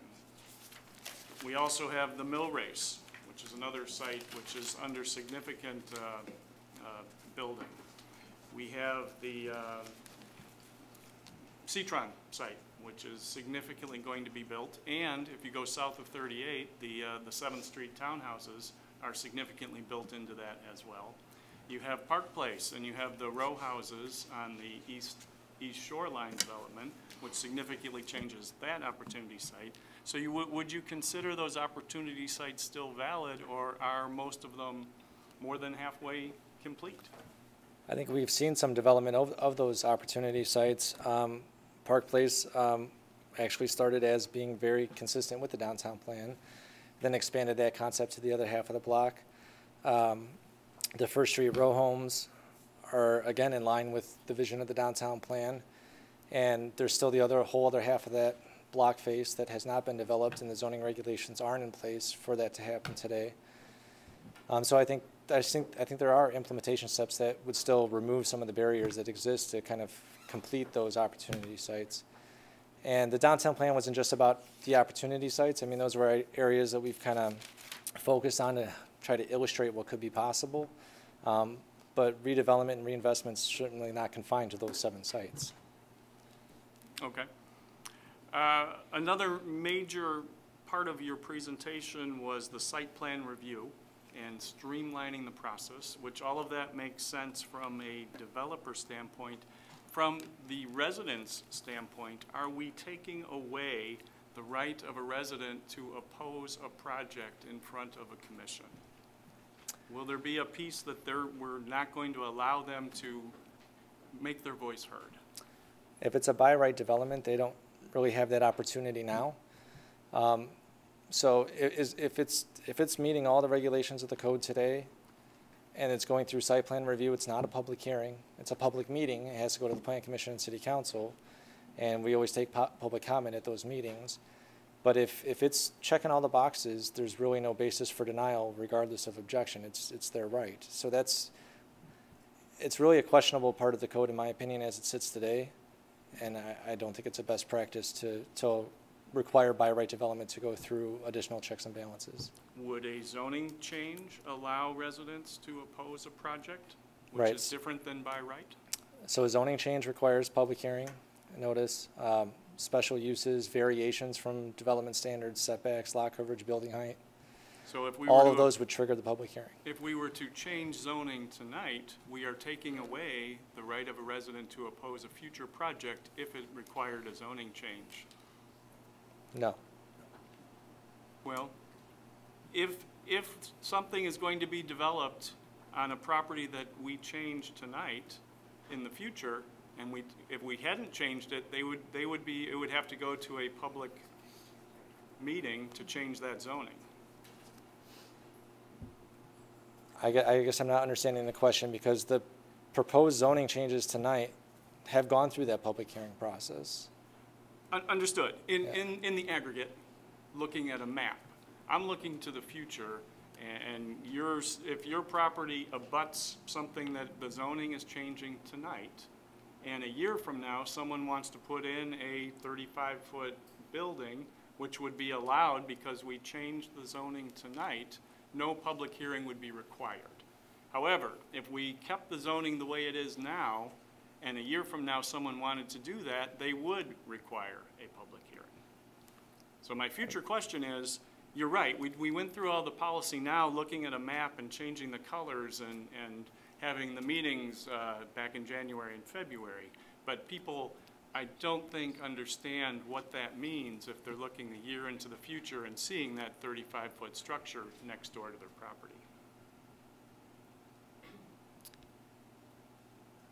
I don't mean to be difficult. I'm not following.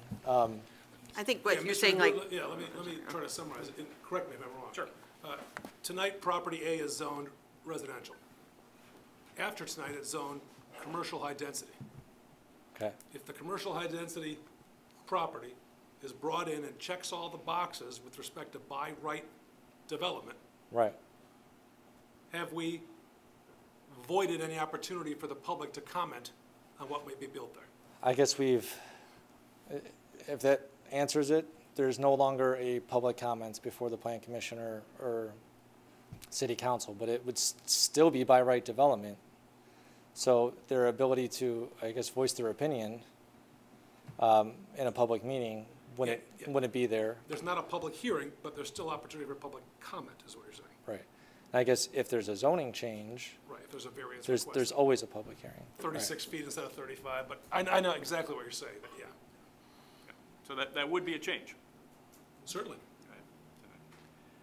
And my final point is, we are doing a lot here with this resolution with respect to consolidation, site plan review, the zoning map, and I wanted to propose splitting this into pieces that we could address individually. Perhaps in the way that you described it, number one would be to consider the consolidation of the Plan Commission and ZBA. That's one. Two, the site plan review changes, and then three, the zoning analysis and the maps. So my proposal would be to split it into those three segments and vote on them individually. I have no objection to the recommendation prior to making a motion to that end. However, I would remind the council, save for Alderman Caven, this council unanimously endorsed the consolidation of the Planning Commission and ZBA to a Planning and Zoning Board. That recommendation came from our strategic workshop back in November, and that will continue to take place, respectfully. So, yeah. The other two items, I defer to the Alderman. Yeah, we have a motion on the floor, so if that's, That wasn't, if Alderman Swanson no, he was, puts that into a motion. he was thinking of that, but Oh, okay. I just wanted to throw out there that item one on that considered motion had already been decided. So I would only ask the Alderman to perhaps revise his potential motion to include two items instead of three. I'm fine with that. We can consolidate the first two. The consolidation of the Plan Commission and ZBA and the site plan review as one item. And then the second part would be the zoning analysis and the zoning map. Yeah, no, I would eliminate altogether the consolidation issue of the Planning Commission and Zoning Board, and then just the remainder of the two. That's fine. Okay, is there a second to that motion? Okay. That matter now is on the floor. So, the question on the floor is, shall we bifurcate this discussion tonight to include the two items that Alderman Swanson has recommended for separate votes and Alderman Ruby has seconded? Or do we wish to deny and defeat the motion and consider it in one whole mass? That's an issue what's on the floor, in essence, excuse me. Yeah, I'd certainly support Alderman Swanson's motion. This is a huge, huge, huge topic. My head is spinning. And so if we could take the simpler items first, I'm in favor of that. I guess I'm confused about, I know we did talk at strategic workshop about the consolidation, and I think we were all on board with that, but isn't that part of the ordinance tonight? That we would formally approve that, right? Right. So we still have to vote on that, right? Well, I guess, well, let me defer to technically, yes, you do. I guess my message was one of caution that we, and forgive me for saying this, but that, you know, obviously you have the right to do so, but if your minds have changed, then your vote tonight may very well convey a change of mind that we had unanimity on in November. And Alderman Caven, forgive me, you were there in November. You weren't. No, he wasn't. In May, forgive me, sorry. Dean wasn't. But yeah, in essence, you're right. That's still part of the package. And I don't think, I mean, I don't want to speak for anyone else. I don't think we're opposed to that idea. I think Alderman Swanson's trying to take some of the simpler items out of the way so that we can dive into some of these. So then, you know what, withdraw your motion, withdraw the second, and remake your motion to include all three. How's that? So done. Seconder concurs? Yes. Excellent. There's three items on the table now under that motion. So we will consider the consolidation of the Plan Commission and Zoning Board of Appeals as item number one. Is there anyone who differs with that recommendation as we unanimously agreed to back in November of 2018? This is the amendment. Yes. He just withdrew the motion. Was there clarification? And I made a second one. My new motion is to have the three components. Correct. And review it as the consolidation of the Plan Commission and ZBA, 1, site plan review, 2, zoning analysis and zoning map, 3. And the seconder concurs? Yes. So on the PC/ZBA to the PZA, any cues or comments? Do we need to vote on the amendment first? Yeah, excuse me, you're right. Vote on the amendment. The motion as amended. Mr. Clerk, please take the roll.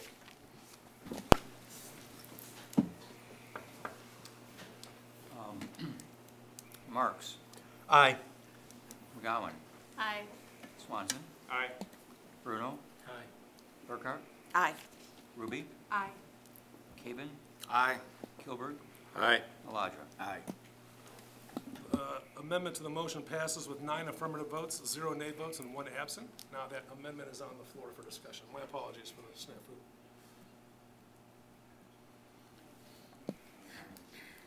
Item 1, consolidation of the Plan Commission and ZBA. Has anyone changed their opinion with respect to our discussions in November of 2018 that we indeed advanced that recommendation? So we accepted the amendment. This next vote won't be the consolidation. We still have to do that. Is that right? No, yeah, this is the consolidation. Approving, this is item number one. Okay, got it. Of the combination of the Plan Commission and the Zoning Board of Appeals. Alderman Bruno. Thank you. Sorry. Thank you, Mayor. Let's see, limiting it to, so the size of the commission, now that's one thing that's troubled me a bit. I'm still in favor of it, but I think it should be stated. Right now, the Plan Commission is 9-member. By statute, the ZBA can't be more than 7. Is that Correct. correct? So the consolidated commission will be smaller. It'll be 7 members instead of 9 members. Correct. Okay. And we have good attendance. We have such that won't be a problem. I think as we go through who's going to be on that board, attendance will certainly be a factor. And for everyone's benefit here and the public who's tuning in, a recommendation will be brought to you with respect to that consolidated board, should this council agree with that direction again. That recommendation is based on my conversations with the chairman of each board, based on attendance, et cetera. And quite frankly, some people may just not want to continue, and we know that. It's also worth noting that whoever is invited to continue will also be so advised that their workload may be something unusually higher than it was previously, for example, as only a member of the ZBA. Because as you know, we only call ZBA meetings when they are requested, whereas Plan Commission meets twice a month, and it's a heck of a gig. Is that a fair statement, David? Yeah, on average, we have at least one plan commission a month, and ZBA could be once every few months, yeah. I'm not opposed to it, I just want some clarification. Sure. In the ordinance, it laid out how many people are going to be appointed in that layering. Is that really what's happening now then? Is one person would have 7 years, there were so many responses? Yeah, we would stagger the terms. We are going to stagger the terms then still? Okay, absolutely. that's all I asked, thank you. With 2 members appointed for life. You with the city attorney? God. On this item, ladies and gentlemen, we have, Mr. Clerk, do you want to take the vote? This is consolidation of the Plan Commission and the ZBA to one board to be known as the Plan Commission and Zoning Board. And motion and second were by Swanson and Ruby? Correct. No. No. That's the original. Which is Marks and Bruno. Correct. Marks and Bruno, excuse me. It goes back to the original motion. Original motion, So Marks and Bruno. Okay.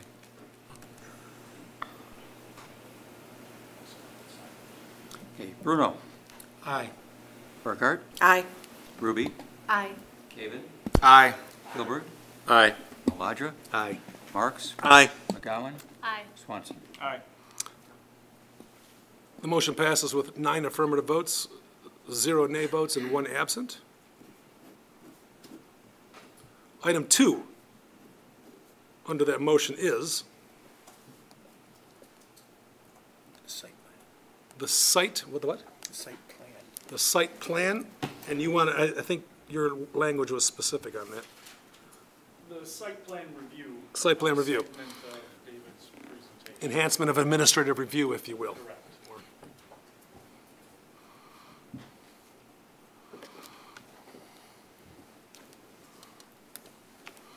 For background purposes, David, and I know you know the answer to this question, but we have, what's the best word? We have advanced similar administrative review processes over the years for like engineering and what have you, that meets, it checks all the boxes so that issue or those issues can be resolved at administrative level as opposed to always coming back to a public hearing, et cetera. Right. Okay. Alderman Maladra. So I'm not exactly clear what the objection was, but I do know this, that what we've done since January is not just changing colors on a map. What we've done since January was create, or actually further, what was created by the Downtown Master Plan, which is a framework for change. In that context, then, I understand the desire to allow people to react proposed change by proposed change by proposed change. I get that. But once the zoning is changed and there is no legal reason to deny the change, all you're opening the door for is political wins, I guess. And I'm not sure how I see that as being healthy to the process in the long run. We do know some people who are aware that the proposed change may result in a 35-foot tall building next to them, because we've heard from those people. We haven't heard from everybody, but this has been something that's been out about and vetted in a great amount of detail at HPC meetings, Plan Commission meetings, and now to a certain extent tonight. So if it's a by right development today, does it have to come before us all the time? If it meets one of these qualifiers where it's expanding more than 25%. No, forgetting all this, yeah. Just currently today. A by right development, new development would have to come before Plan Commission and City Council. No.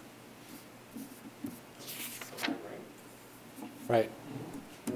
under our site plan review requirements.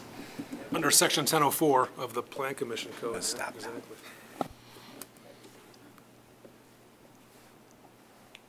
Alderman Marks, then Bruno? I think I know the answer, but just clarify. If someone believes that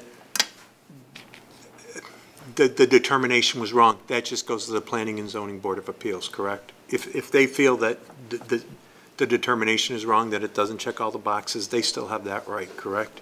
Right, so if staff, in staff's review, we reject it based on not meeting standard 7 or 8, they can either revise it based on staff's recommendations or appeal our determination to the Planning and Zoning But Commission. what if one of the neighbors feel that it doesn't check all the boxes? Do they still have the same right? Well, it wouldn't be a noticed development. I see. guess. So the neighbors wouldn't necessarily be weighing in on that. And then, because this is such a large zoning change, and Mayor, tell me if I've gone off base here, that would be fine.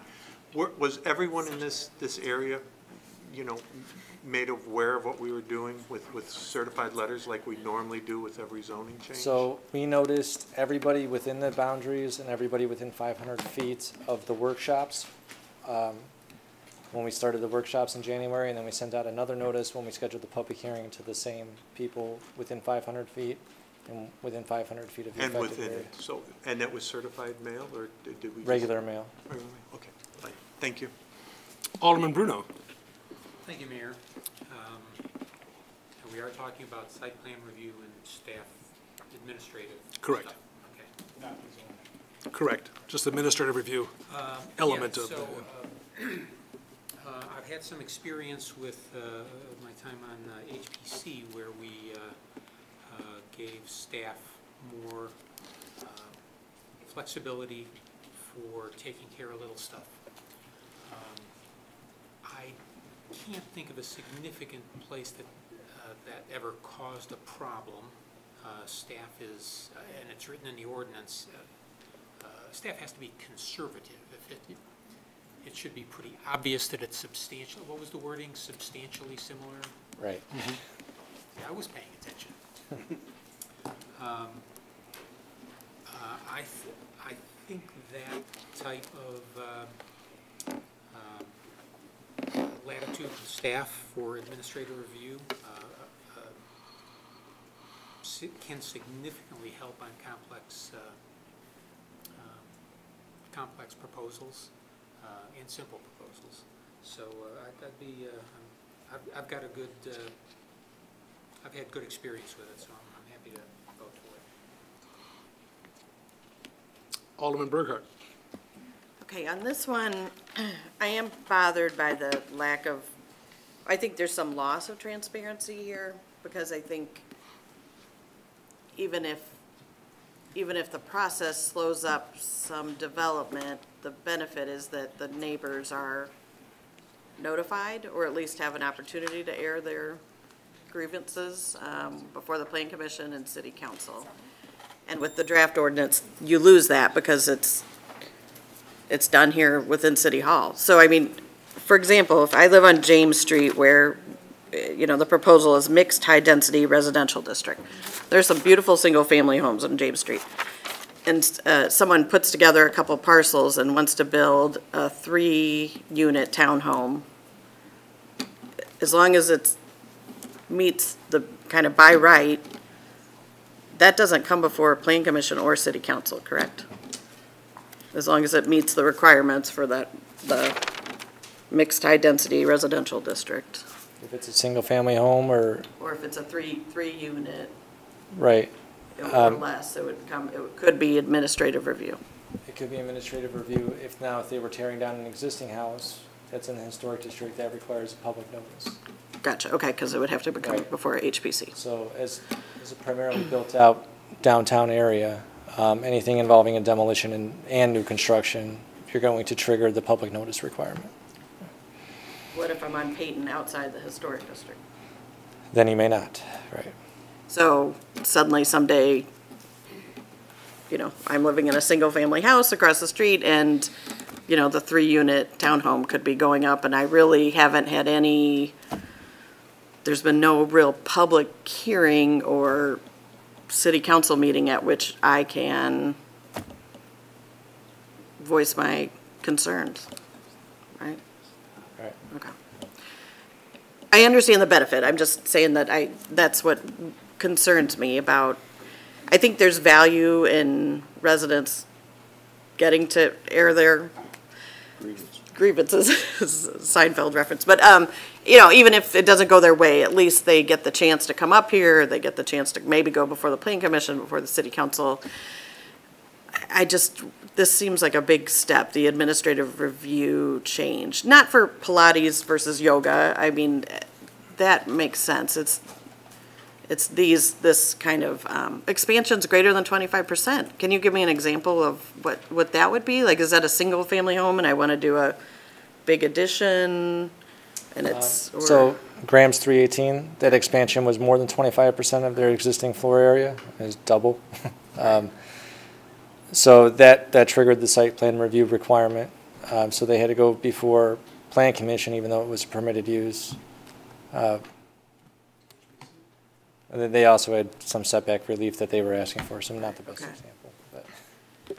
So if they were doing an expansion that didn't have setback relief, or they were able to add that on, that could have been an administrative review, although they're in the HBC, or the historic district, so they'd have to, it's hard to find. There's the layer of the historic district that will apply to anything in the historic district. So if you're doing exterior improvements that require review by the commission, that's still going to continue. So you still have the public meetings before HBC.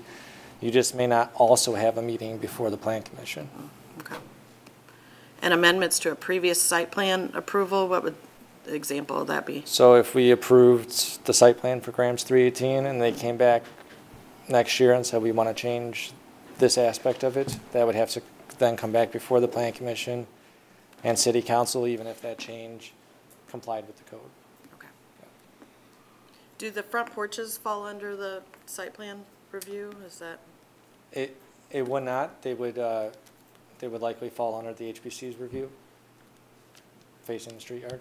Oh, let's see, but outside the historic district, front porches, so allowing basically 8 feet into the required yard, that would allow. Right, would that fall under what we're talking about right now? No. No. Where will front porches fall? If I'm. Just under a standard building permit. Okay. The change though, like, so, you know, I knew a resident on North Anderson who wanted to put a front porch on, couldn't because they were gonna break up the streetscape, I guess, by being too far. Aren't we talking about allowing porches? Right, allowing an encroachment into that required setback for a front porch. Right. Would that be an administrative? Right, that would just be a building permit if it's outside of the historic district. Okay, right. okay. And what would keep somebody, I guess, a building permit from closing it? You know, if they do an open porch and that's lovely and it's great for community and stuff, but 10 years later, the new owner says, hey, I want to close that porch in and make it a den, that would be denied because it would need a building permit. Okay. Right. All right, very good. Okay, thank you. Well, technically speaking, that would be appealed, because it would be a variance request. We would deny it as administratively, and then if they wanted to, they could file a variation or. Exactly, yeah. I gotcha. Okay. All right, that's it for now. Thank you. Thank you. Anyone else? On the site, or excuse me, on the administrative and site plan relief. Before I recognize Alderman Maladra for a second time, anyone who has not yet spoken wish to do so?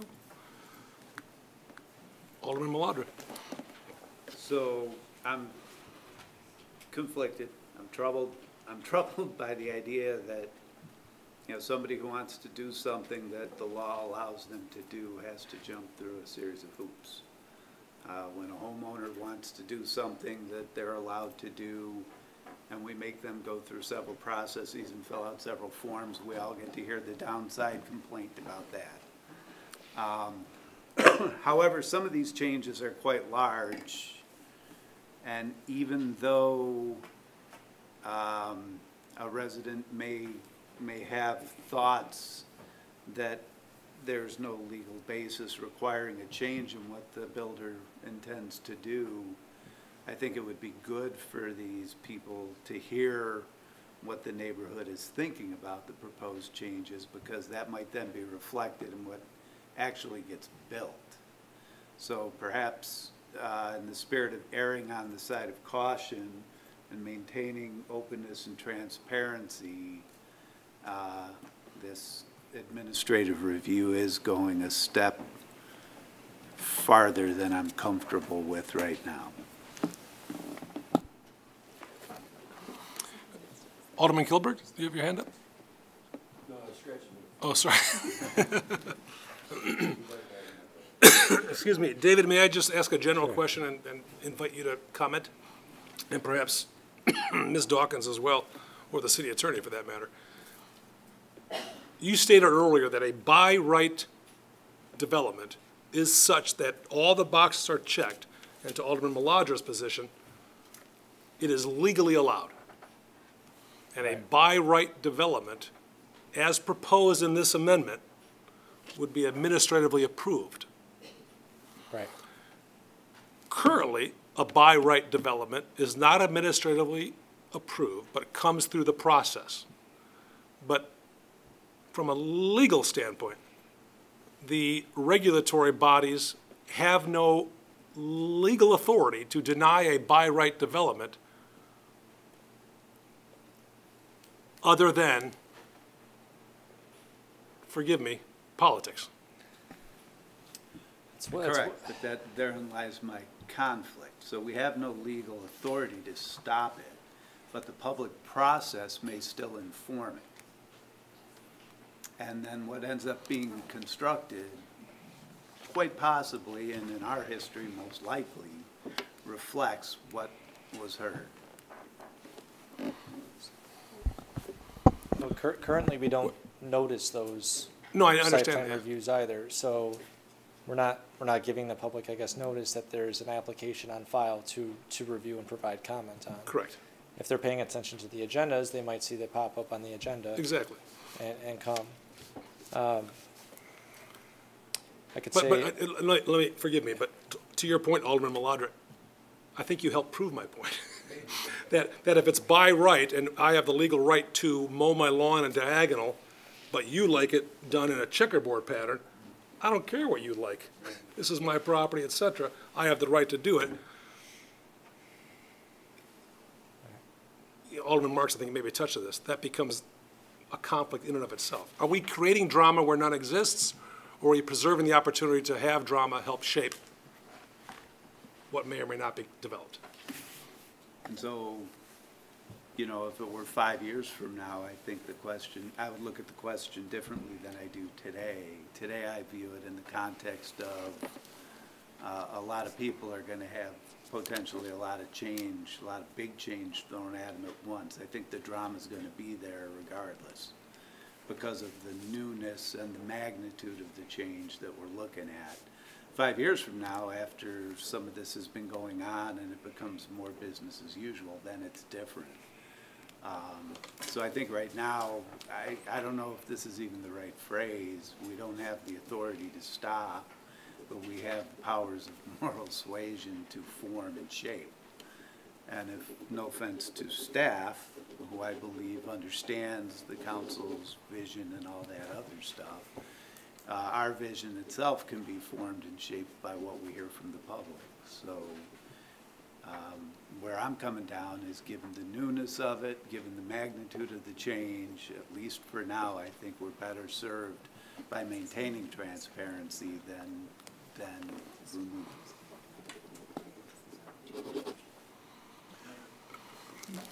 Go ahead. Swanson and Marks.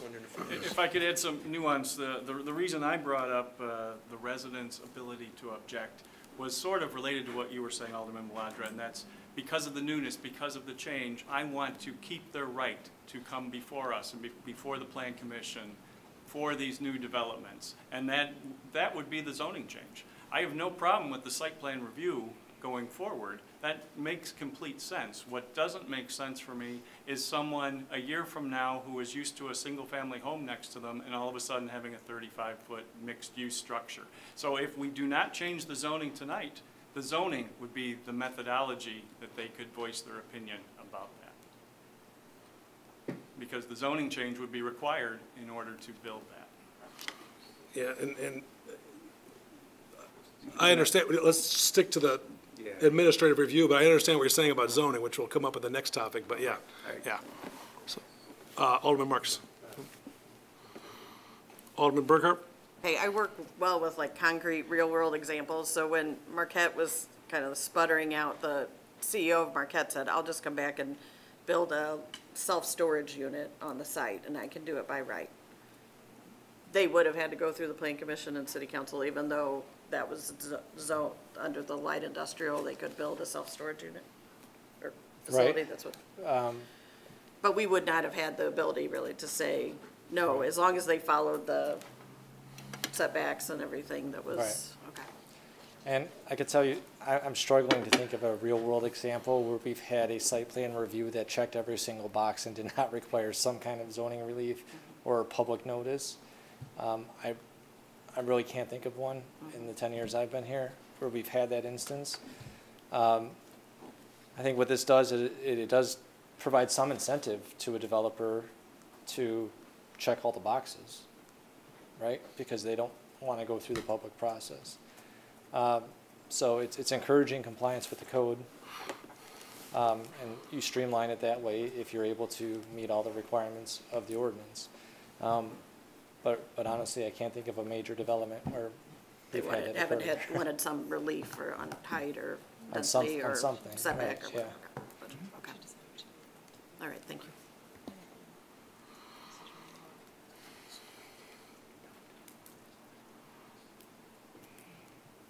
Anyone else? Alderman Caven?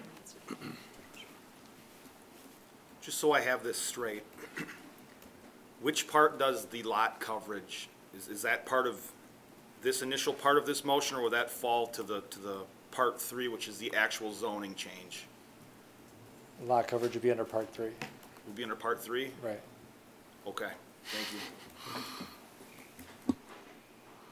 Are we ready for a vote, folks? Alderman Berger? Do we have any members of the public that want to speak or? Anyone wishing to comment or ask questions? Anyone joining us this evening? They're all asleep. Got some more slides I could pull up. Great. Are we all comfortable with what we're voting on? To support the recommendation as advanced by the Plan Commission and HPC with respect to providing greater administrative review for development and redevelopment that falls within the ramparts as established. Birgit? Is there any interest in delaying this one? I'm having trouble with this. I feel like I need more time, but. You can certainly offer a motion if you'd like, or amendment to the motion to delay. You can offer a motion to table to a date certain. It requires a second and a vote. Simple majority vote. Would table it. Defeated, we'd go back to the matter on hand. Can I toss out a piggyback to that idea? Can we discuss the option 3 before voting on option 2? Can we have the conversation in congregate and then make our decision? Mr. City Attorney? If that's a motion, it needs to be brought as a motion, seconded, and voted on. To postpone this till after discussion of the zoning element? Do you wish to make that motion? Yes, I would make that motion. I dare you to repeat it. Discuss option 3 and then discuss voting on options 2 and 3 after the full discussion. So not vote on option 3 necessarily, just discuss it. Well, Just change the order in essence? sure. Okay, the motion was to postpone element 2. Let's discuss element 3 now. Is there a second to that request? Motion. Second. Seconded by Alderman Burkhart. Simple majority carries the day on that matter. Mr. Clerk, whenever you're ready. Bruno. Aye. Burkhart. Aye. Ruby. Aye. Caven. Aye. Kilberg. Aye. Maladra. Aye. Marks. Aye. McGowan. Aye. Swanson. Aye. Motion passes with 9 affirmative votes, 0 nay votes, and 1 absent. We will go on to item number 3, the zoning element of the triumvirate. Alderman Bruno, then Alderman Caven, did you have it? Pardon me? All the amendments have been done. so All- we're- yeah. okay. We just talked. Yeah, we just talk like, yeah. Thank you, Mayor.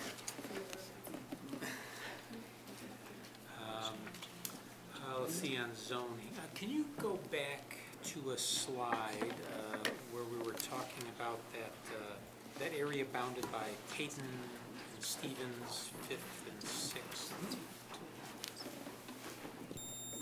I think it's about 150 slides back. It is.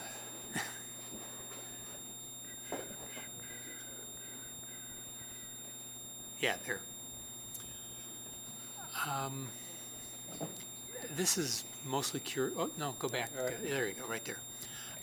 So that industrial segment there are residential homes presently in that little notch, in that wedge, is that right? That little triangle, yeah. Yeah. So, why is that there? Why is that little thing industrial? I guess it's not. It's that the tan represents the mixed high-density residential. Okay, so. The I-1 is the current zoning. Okay. Yeah. Okay, I guess. So Would have been this, fine, was that there then? yeah. They That, own the property. Okay. right. Moving on. So I was actually, there was no small amount of back and forth on the planning commission. I remember slogging through that whole 8th Street, 5th Street, 6th Street thing in the videos. I'm kind of surprised that they leaned to more single family there. Well, actually, switch back here. So that's going to be. That's HBC. Yeah. Okay. So that whole area fully describe what that new zoning would be down. The D-MHR? Right, and that's. Okay, so that was initially proposed for the entire area, 5th and 6th, and the south side of Peyton, all the way to First Street. The HBC couldn't really reach a consensus on where to redraw the boundaries. The Plan Commission ultimately decided to keep it on the south side of Peyton and the west side of 6th, and then those 2 blocks between Peyton and Stevens, 5th and 6th, would go to single family.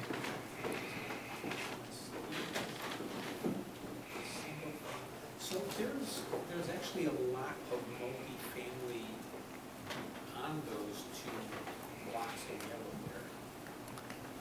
there. There's some. We had that mapped out. I didn't include that in this presentation. I was just looking at Google Maps. It might be approaching 50%. Maybe not, but I was surprised that stayed single family, given especially the proximity with the factory and over there. I guess that's not a question. So, can you give me any insights as to why they landed on that? I think there was a spirit of compromise in this recommendation. There were members on both commissions that were comfortable with it all staying the mixed density residential. There were members on both commissions that thought it should all be single family, even on the south side of Peyton. And like I said, the HPC put it to a vote, and it was 4-4, so there was no consensus. And then the Plan Commission tried to draw some more logical boundaries on what they thought could be a compromise position, and trying to really look at the south side of Peyton Street as the transition from the commercial district to the single-family neighborhood and the more residential feel, and the same for the west side of 6th Street. Looking at kind of the orange properties as already kind of a transitional district, they didn't feel that that needed to keep extending northward from Peyton Street. Okay, thank you. Element 3, the zoning. Anyone, comments, questions? Alderman Maladra? Yes, I'm a little reluctant to dive into the weeds of specific properties and specific zoning districts until I understand what it is about element 3 that caused us to move this ahead of the vote for element 2.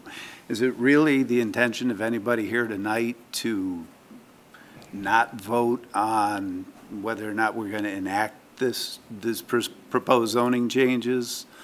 And is it the intention of anybody here to vote against enacting these zoning changes? So I want to look at the macro picture. Maybe you can explain your comment about you want to save the zoning changes and then do them parcel by parcel, property by property as changes proposed? And in what context will change be proposed if the current zoning is something that would indicate we won't allow that change? I should have asked you. Oh, that's all right. What the heck? You guys are so close. I didn't mean to do it that way. And the answer is yes. You're dressed And- alike too, for God's sake. It's like, And having that screenshot up there is exactly why, because the #1 goal we had in the downtown master plan was to protect the existing character. And to me, this does not protect the existing character. And I think, yes, I want all residents to have the opportunity to come before the Plan Commission or the HPC and the City Council in the future with respect to a development.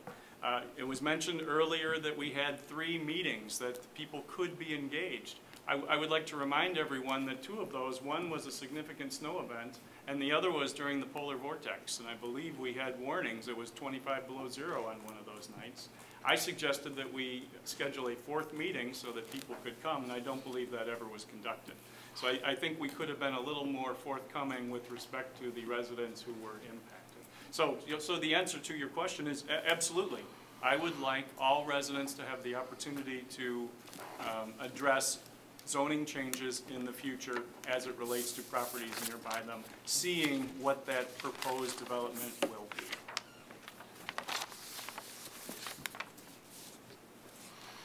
Alderman Maladra still has the floor. Oh, do you want to add something, David? Just want to clarify, there were a total of 7 public meetings, if you include the HPC and the Plan Commission public hearings. I was talking about the community forums. Understood, but they were all community forums. All right. Yeah, I agree with David. I mean, you watched the Plan Commission meetings as well. They were not sparsely attended, and public input was offered in great detail. So that's a surprise to me because we've been working on this for years. And in fact, we've been working on this specifically, for months, since January. I agree with the idea that people need to be heard. I'm wondering if not enacting changes is the only way to go about it. My opinion on the changes themselves, Mike brought it up earlier. I think that both the Historic Preservation Commission and the Plan Commission went about this in a very detailed, very rational way. We have the ability to watch their meetings. Like Mike, I've watched them all. Questions were asked, changes were offered, the public was heard, and things changed due to that public input. I feel that a lot of thought went into these changes by staff, by our commissions, by our boards that exist to do that. In terms of my own position on these changes, I've been thinking about them since the Downtown Master Plan was created. How do we create this framework within which change can happen, but that framework has teeth and can prevent change from causing us to lose what we really value? It seems to me that the changes that are proposed here reflect the objectives of the Downtown Master Plan. They also reflect the objectives of the City Council in terms of increasing the diversity of housing types that we have available to us, in terms of lessening the dependence in the downtown on strictly commercial and retail, which, as Alderman Swanson pointed out, is kind of a risky proposition these days, and increasing the diversity of uses in the downtown. So there's a lot of, when we talk about check boxes, these changes hit a lot of check boxes in terms of all of our long-term objectives, not just the downtown master plan. So the idea that we would get to this point and then back away is troublesome to me. So I'll fall back on what I said earlier. By maintaining the transparency, by removing the administrative review, we keep the public's voice in every change that's proposed. We do have a legal problem, and we want to avoid the political wins, but I believe that we could still see the public's voice shape the way the development is actually built. We actually have evidence of that in the Harrington, in Dodson Place, and all of these, because we've never been able to deny a development that could be built by right.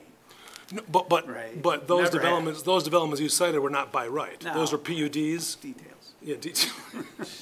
And of course, we're talking about the zoning, not necessarily the administrative review process right now. So, yeah. Okay. So yeah, it actually shocks me that we would get to this point and then back away when the proposed changes have been so thoroughly vetted, have been so thoughtfully prepared, and do meet the objectives set forth by this by the City Council in the Downtown Master Plan, in our strategic planning, and in our November workshops. And we're checking off, I hate that phrase, but I'll use it. We're checking off a lot of boxes here.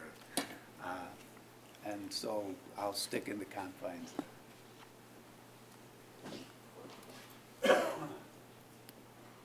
Anyone else from the dais? This is the zoning issue, of course. Alderman Kilberg, you have not spoken yet, so all yours, sir. Dave, just clarification. Demolition for the purpose of parking outside the historic districts, would that be a special use? If a property was only to be used for a parking lot and it's not a public lot, yes.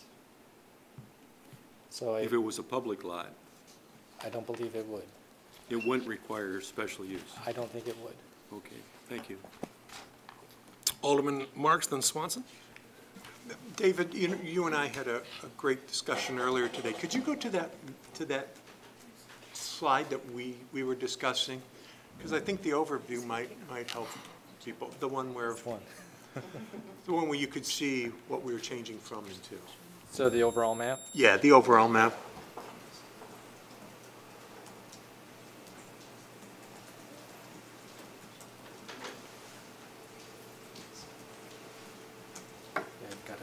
It's okay.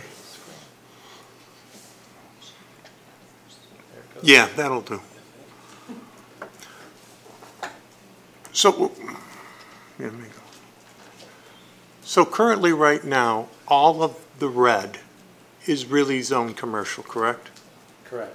And it's currently, that zoning allows it to be 35 feet tall? So the red represents the commercial mixed-use district, which is a maximum height of 50 feet tall. But what is it currently? I mean, what is the commercial now? Currently, it's a maximum height of 45 feet tall. Oh, it's 45 feet, and it will go to 50 feet, which is just 5 feet, correct height? Right. Setbacks and stuff all stay pretty much the same, right? They can go still lot line to lot line, correct? Right, it's still kind of a zero setback, street front building, 100% lot coverage unless you're adjoining a residential use and there's some transitional setback requirements.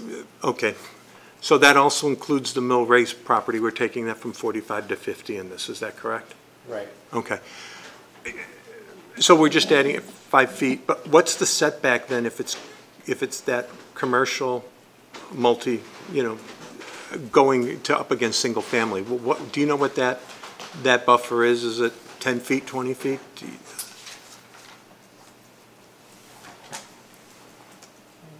You're talking side yard? Yeah, I'm just trying to get a feel for if a commercial site is up against a residential, what protections are there? It's 15 feet if it abuts a residential use. Is that currently, or was that what it will be? Did that That's change? proposed. I don't know that there is a requirement currently in the B2 district.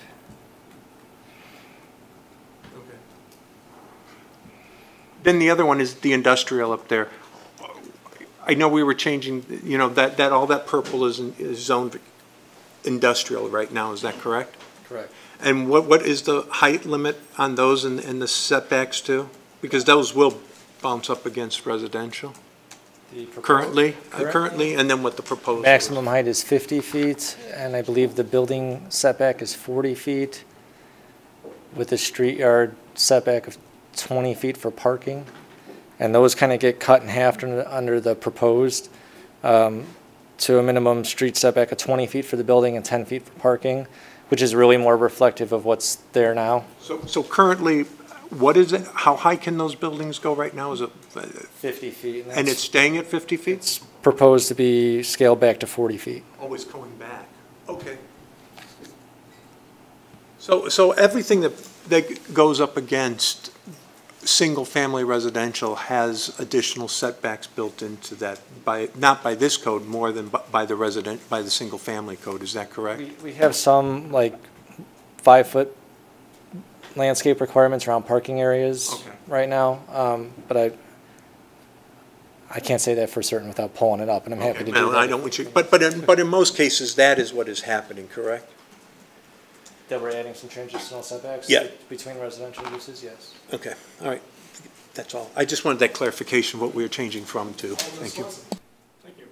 I just wanted to clarify the comments made by Alderman Maladra.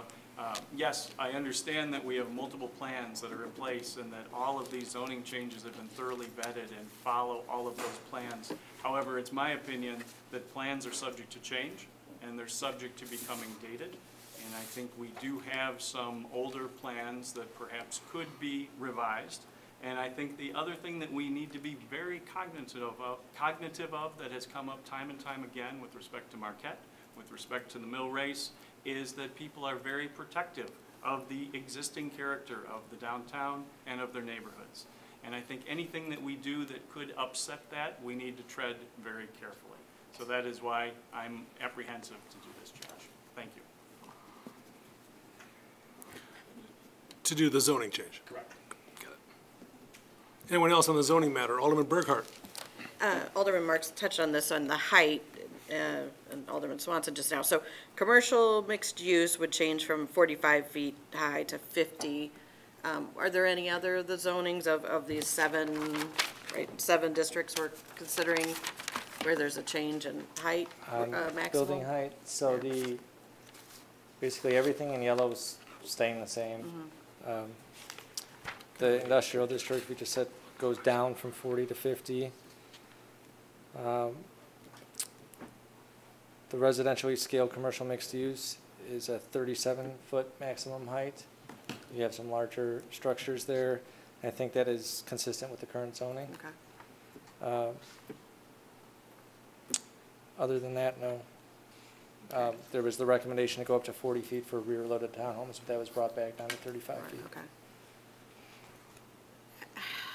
I guess I struggle with, like, I look at Peyton or I look at James, and there's some beautiful single-family houses on those streets, and I think if this zoning goes through, does that change that? Do those single-family homes stay beautiful and stay for decades to come because it would take, too much money for a developer to come in and kind of put a few parcels together to build a 3-unit townhome there? I'm just struggling sometimes, places like that, especially, can you talk about Peyton and James? And Sure. I mean, what's the vision what is the vision that this zoning would accomplish? So much of what's there today. So if you look at the R6 here, that black boundary, this is all R6 today. This is all R5 today. Those districts allow for single-family, 2-family, 3-family dwellings under the zoning that exists today. Mm-hmm. So the proposed zoning is the same. It just also gives you the opportunity by special use permit to apply for more than 3 units, to go up to 6 units. And like you touched on, that requires some property assemblage, probably demolition of historic structures. So I think the likelihood of that happening is what we've seen over the years with the existing zoning. You might see structures that are converted to a 2-flat or a 3-flat, but you're not likely to see that assemblage unless somebody really wants to go to bat for those townhomes. Marquette was, that lot was, it was, or, I'm sorry, not Marquette, Park Place was, it was 2 different zonings, was it, when they assembled those properties? You said like the downtown master plan envisioned 1/2 is townhomes, but 1/2 is Right, single I think family. the zoning in place at the time was 1 district, but the downtown plan really only contemplated the First Street side, and then they expanded the concept to the whole block. And they had to use a PUD for that Correct. originally.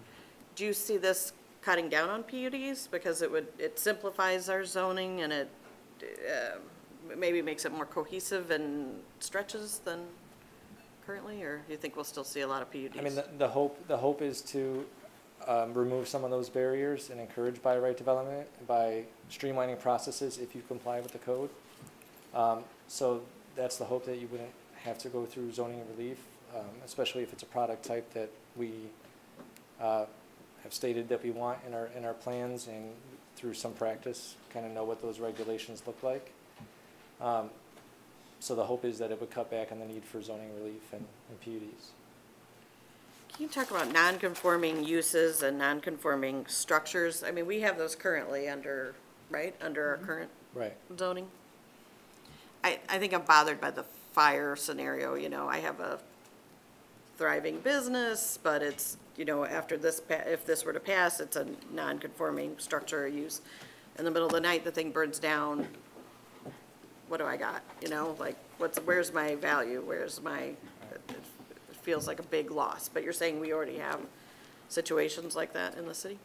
Right. I mean, you basically have that anytime you do a comprehensive rezoning, you're creating nonconformities, and usually intentionally so.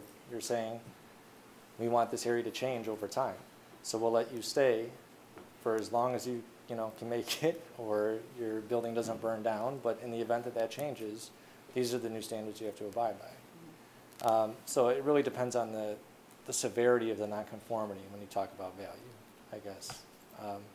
If you're allowed 30% lot coverage and right now you have 100% and the building burns down, you can't possibly rebuild in that same footprint.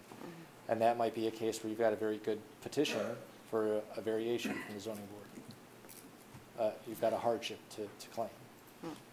So you could So, appeal, or right, you could go through the processes that we have in place to request that relief.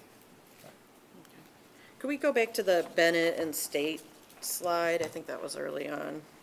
So that's a commercial mixed use is I think it was commercial mixed use, because you thought that would be commercial on maybe on the bottom, and I don't even need to see the slide again, but. I don't know what I'm doing with this. That's okay, that's all right. I can pass, but as an example of that, so it's envisioned as commercial mixed use, so like retail or commercial on the bottom and residential could be above. Partly because you said it's like very long, narrow parcels, and again, somebody would have to, but if someone came along and like was able to assemble a few properties there, and they decided they wanted to do like a traditional 4-story apartment complex there, maybe parking on the bottom, could they come, and they could come before us and have with a PD that would be, it wouldn't be compatible with the new zoning, but. If it was strictly residential, they would have to request the rezoning to allow for that. And so you could envision, even if we were to pass this tonight, there might be cases where we would get requests for rezoning. Someone says. Yeah, right. That's always a possibility that somebody will request rezoning. I do believe, and once you've done like a comprehensive rezoning, I think there's a restriction of 6 months before you can adopt a map amendment from the adoption date. So there's a hold for 6 months, and then we can receive those petitions. Okay. And then, how does this appeal or apply to any development projects in the pipeline? Depends. The timing has worked out nicely. We just kind of cleared the deck with the 2 approvals earlier this evening. We don't have anything scheduled for Plan Commission or ZBA for August. So partly why we're bringing it forward this evening. It's because it's good timing to make the transition. We've proposed effective date for the ordinance of November 1st, which would give us time to work through the Plan Commission, ZBA consolidation, revise our applications, those kind of things. Okay. Thank you. Thanks, David. Thanks, Mayor. David, just one clarifying statement.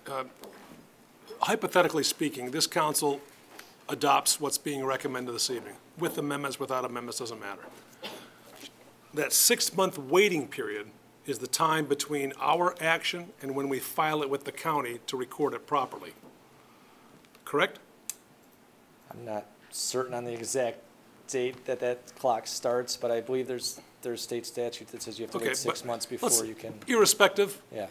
During that 6-month period, does anyone have, whether it be property owner or otherwise, a right to come back and speak to this council and say, the action you took on August 5, I have a problem with. I'd like it to be revisited. I think they would have to wait the 6-month period. Right.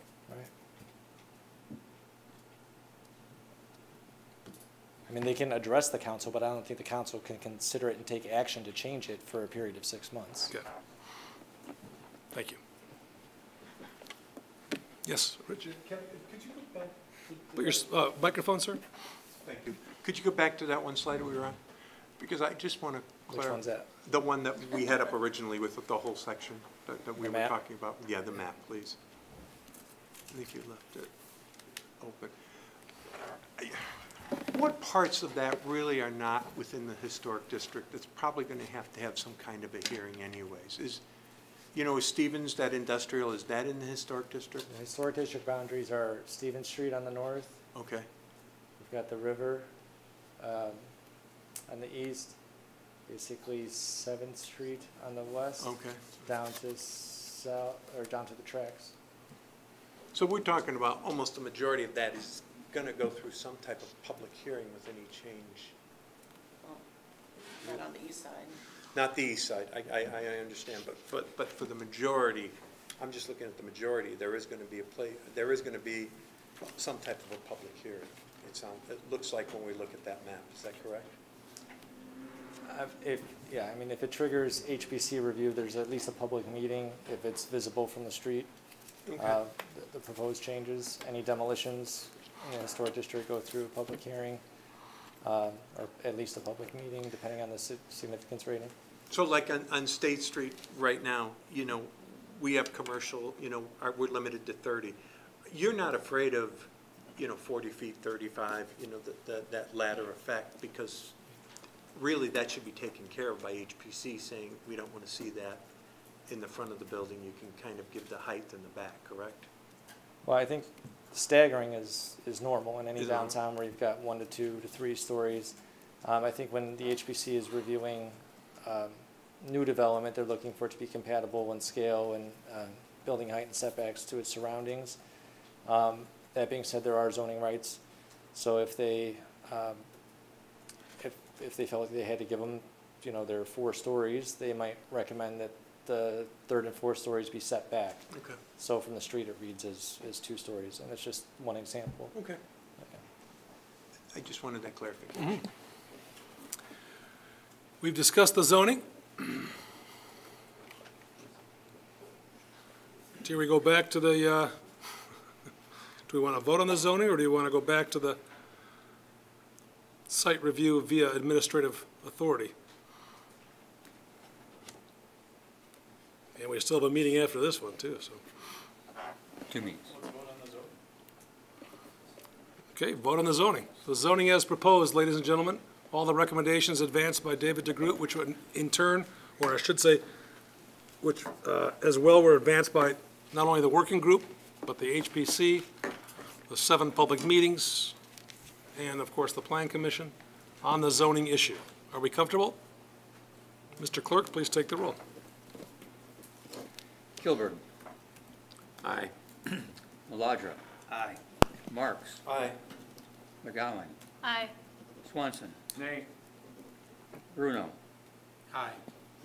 Burkhart. Aye. Ruby. Aye. Caven. Aye. The motion passes with 8 affirmative votes. 1 nay vote, and 1 absent. On to the matter with respect to administrative review, as described by Mr. DeGroot, again, as advanced by the HPC and the Plan Commission. Are we prepared to vote on that, or would we like more discussion?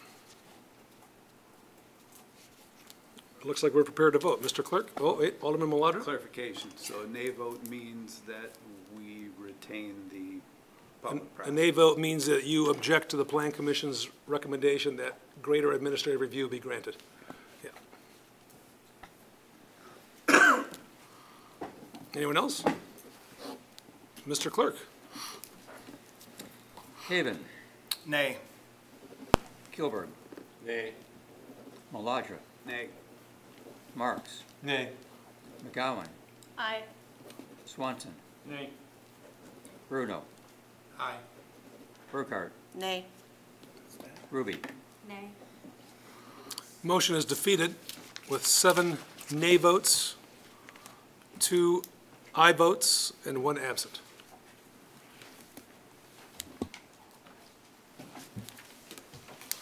Now, yes, Mr. Just want to ask a point of clarification. So it's my direction to revise the ordinance to delete those sections to present for signatures. That's exactly what I was going to clarify as well, yes. Thank you. Thank you very much. Kind of hate to do this to you folks, but we're gonna jump to item 15 first, and that's new business or public comment. Any new business or public comment from anyone joining us this evening? We do have a committee of the whole meeting following this one as well. And we do add in this agenda have a closed session that shan't take too long, and we'll be coming back to take public action as well. So if anyone would like to address the council now with respect to comments, new business. Okay, I will entertain a motion to adjourn to closed session. On pending litigation. Forgive me. Alderman Marks? Second. Alderman Bruno makes the second. Mr. Clerk, please take the roll. Bruno. Aye. Burkhart. Aye. Ruby. Aye. Haven. Aye. Kilburg. Kilburg. Aye. Maladra. Aye. Marks. Aye. McGowan. Aye. Swanson. Aye. We'll be back momentarily, folks. The microphones are off. Ladies and gentlemen, the chair will entertain a motion to return to open session. Motion by Alderman Kilburg, seconded by Alderman McGowan. A roll call vote is in order to return to open session. Mr. Clerk, please take the roll. Bruno. Here. Burkhart. Yeah, here. Aye. It's aye. Sorry. Hey, I was calling him. I know you're here. Thank you. Burkhart. Aye. Aye. Ruby. Aye. Haven. Aye. Kilburg. Aye. Maladra. Aye. Marks. Aye. McGowan. Aye. Swanson. Aye. We're back in open session, ladies and gentlemen. And I'd like to offer the floor to our distinguished Alderman Marks. Mayor, I move to authorize a settlement in the amount of $57,600 as full and final settlement of a workers' compensation claim for Dave Rowland, including a general release and voluntary resignation/retirement agreement. The motion by Alderman Marks. Is there a second? Second. Seconded by Alderman Maladra. Questions or comments from the dais? Seeing none, hearing none, Mr. Clerk, please take the roll. McGowan. Aye. Swanson. Aye. Bruno. Aye. Burkhart. Aye. Ruby. Aye. Caven. Aye. Kilburg. Aye. Maladra. Aye. Marks. Aye. Item 14 passes with 9 affirmative votes, 0 nay votes, and 1 absent. Again, any opportunity for new business? Otherwise, I'll entertain a motion to adjourn the city council meeting. So moved. Ooh, motion by Bruno. All in favor, please say aye. Aye. We are adjourned. We will take a 30-minute break. No, I'm just kidding. Does anyone need a quick break or anything before we jump into the committee of the whole meeting? Okay. Ladies and gentlemen, we'll resume the meeting in just a moment, or I should say, call to order the committee of the whole meeting. The meeting is called to order. Let the record show that all the aldermen, save 4, Alderman Clements, are present. Item 2, ladies and gentlemen, approved committee of the whole minutes from July 1, 2019 and July 22nd, 2019. Is there a motion? So moved. Bruno makes the motion. Is there a second? Second. Seconded by Ruby. All in favor, please say aye. Aye. Anyone opposed? Motion passes. Item 3A is to recommend approval of Festival of the Vine, which is now passed. Special event liquor license for the Geneva Chamber of Commerce, the Little Traveler, the Royal Wren, Fiora's, and Geneva Wine Cellars. So moved. Motion by Bruno, seconded by Swanson. Any questions or comments? Anything you want to add, Ms. Dawkins? Again, this is kind of an annual thing. These are the establishments that have requested to have a special liquor license during the event, and building and safety staff will conduct premise inspections prior to license issue on that weekend. Great. A voice vote would be sufficient. All in favor, please say aye. Aye. Anyone opposed? Motion passes. Item 3B is to recommend approval of ordinance number 2019-18, amending the Geneva Code of Ordinances, Title 4, Chapter 2, Section 4-2-13, by adding one Class C3 liquor license for the beer cellar at 204 West State Street. So moved. Motion by Bruno, seconded by Mr. Swanson. And look who's with us, man.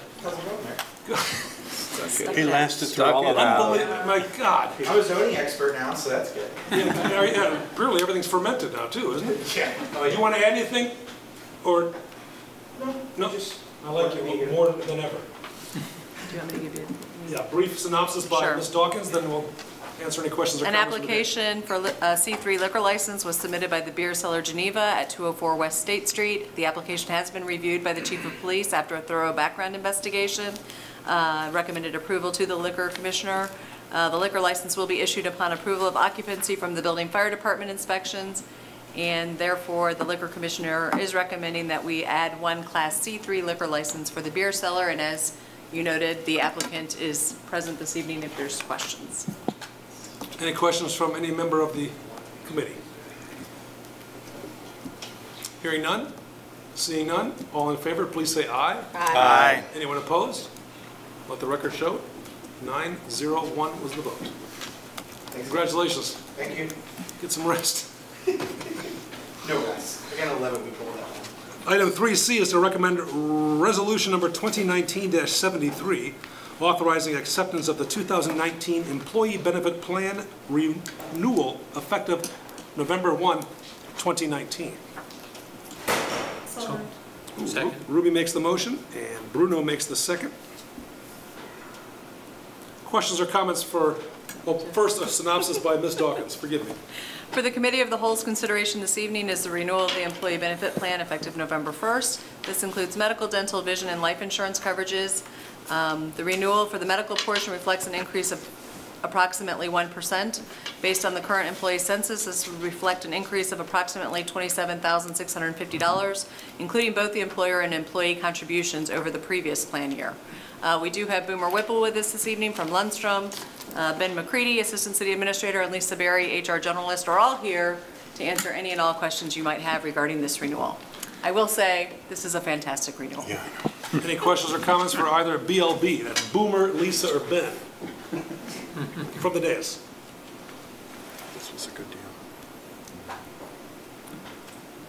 Sad to report, Boomer fell asleep an hour and a half ago, but Lisa, any questions? No? Okay. Zoning's exciting compared to I think the word is obsequious, isn't it? He had to sit through all that. Mr. Clerk, please take the roll. Ruby. Aye. Caven. Aye. Kilburn. Aye. Maladra. Aye. Marks. Aye. McGowan. Aye. Swanson. Aye. Bruno. Aye. Burkhart. Aye. Item 3 passes with 9 affirmative votes, 0 nay votes, and 1 absent.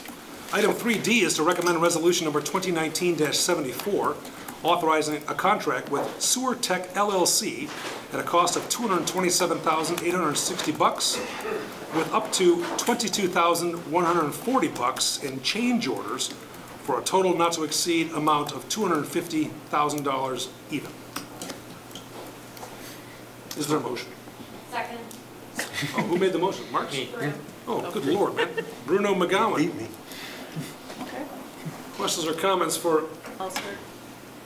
but first, I have this cheat sheet, I I should know. read that thing. Well, you put something over top of it. Okay. 4 bids were received for the cleaning and televising storm and sanitary sewer. Sewer Tech LLC was the low bid. Sewer Tech has previously performed the storm sewer cleaning and televising for this past fiscal year, and staff has been satisfied with their work. Staff is also recommending that a 10% contingency be included in the overall not-to-exceed amount to account for estimated quantities at the time of bidding, heavy cleaning that may be needed, and the complexity involved with the river crossing. Any field changes or change orders would be approved by the city administrator prior to being applied to the contingency. This evening, sticking around with us is Superintendent of Water Wastewater Bob Van Gescam and Director of Public Works Rich Babica. Any questions or comments for either the superintendent or the director from the dais?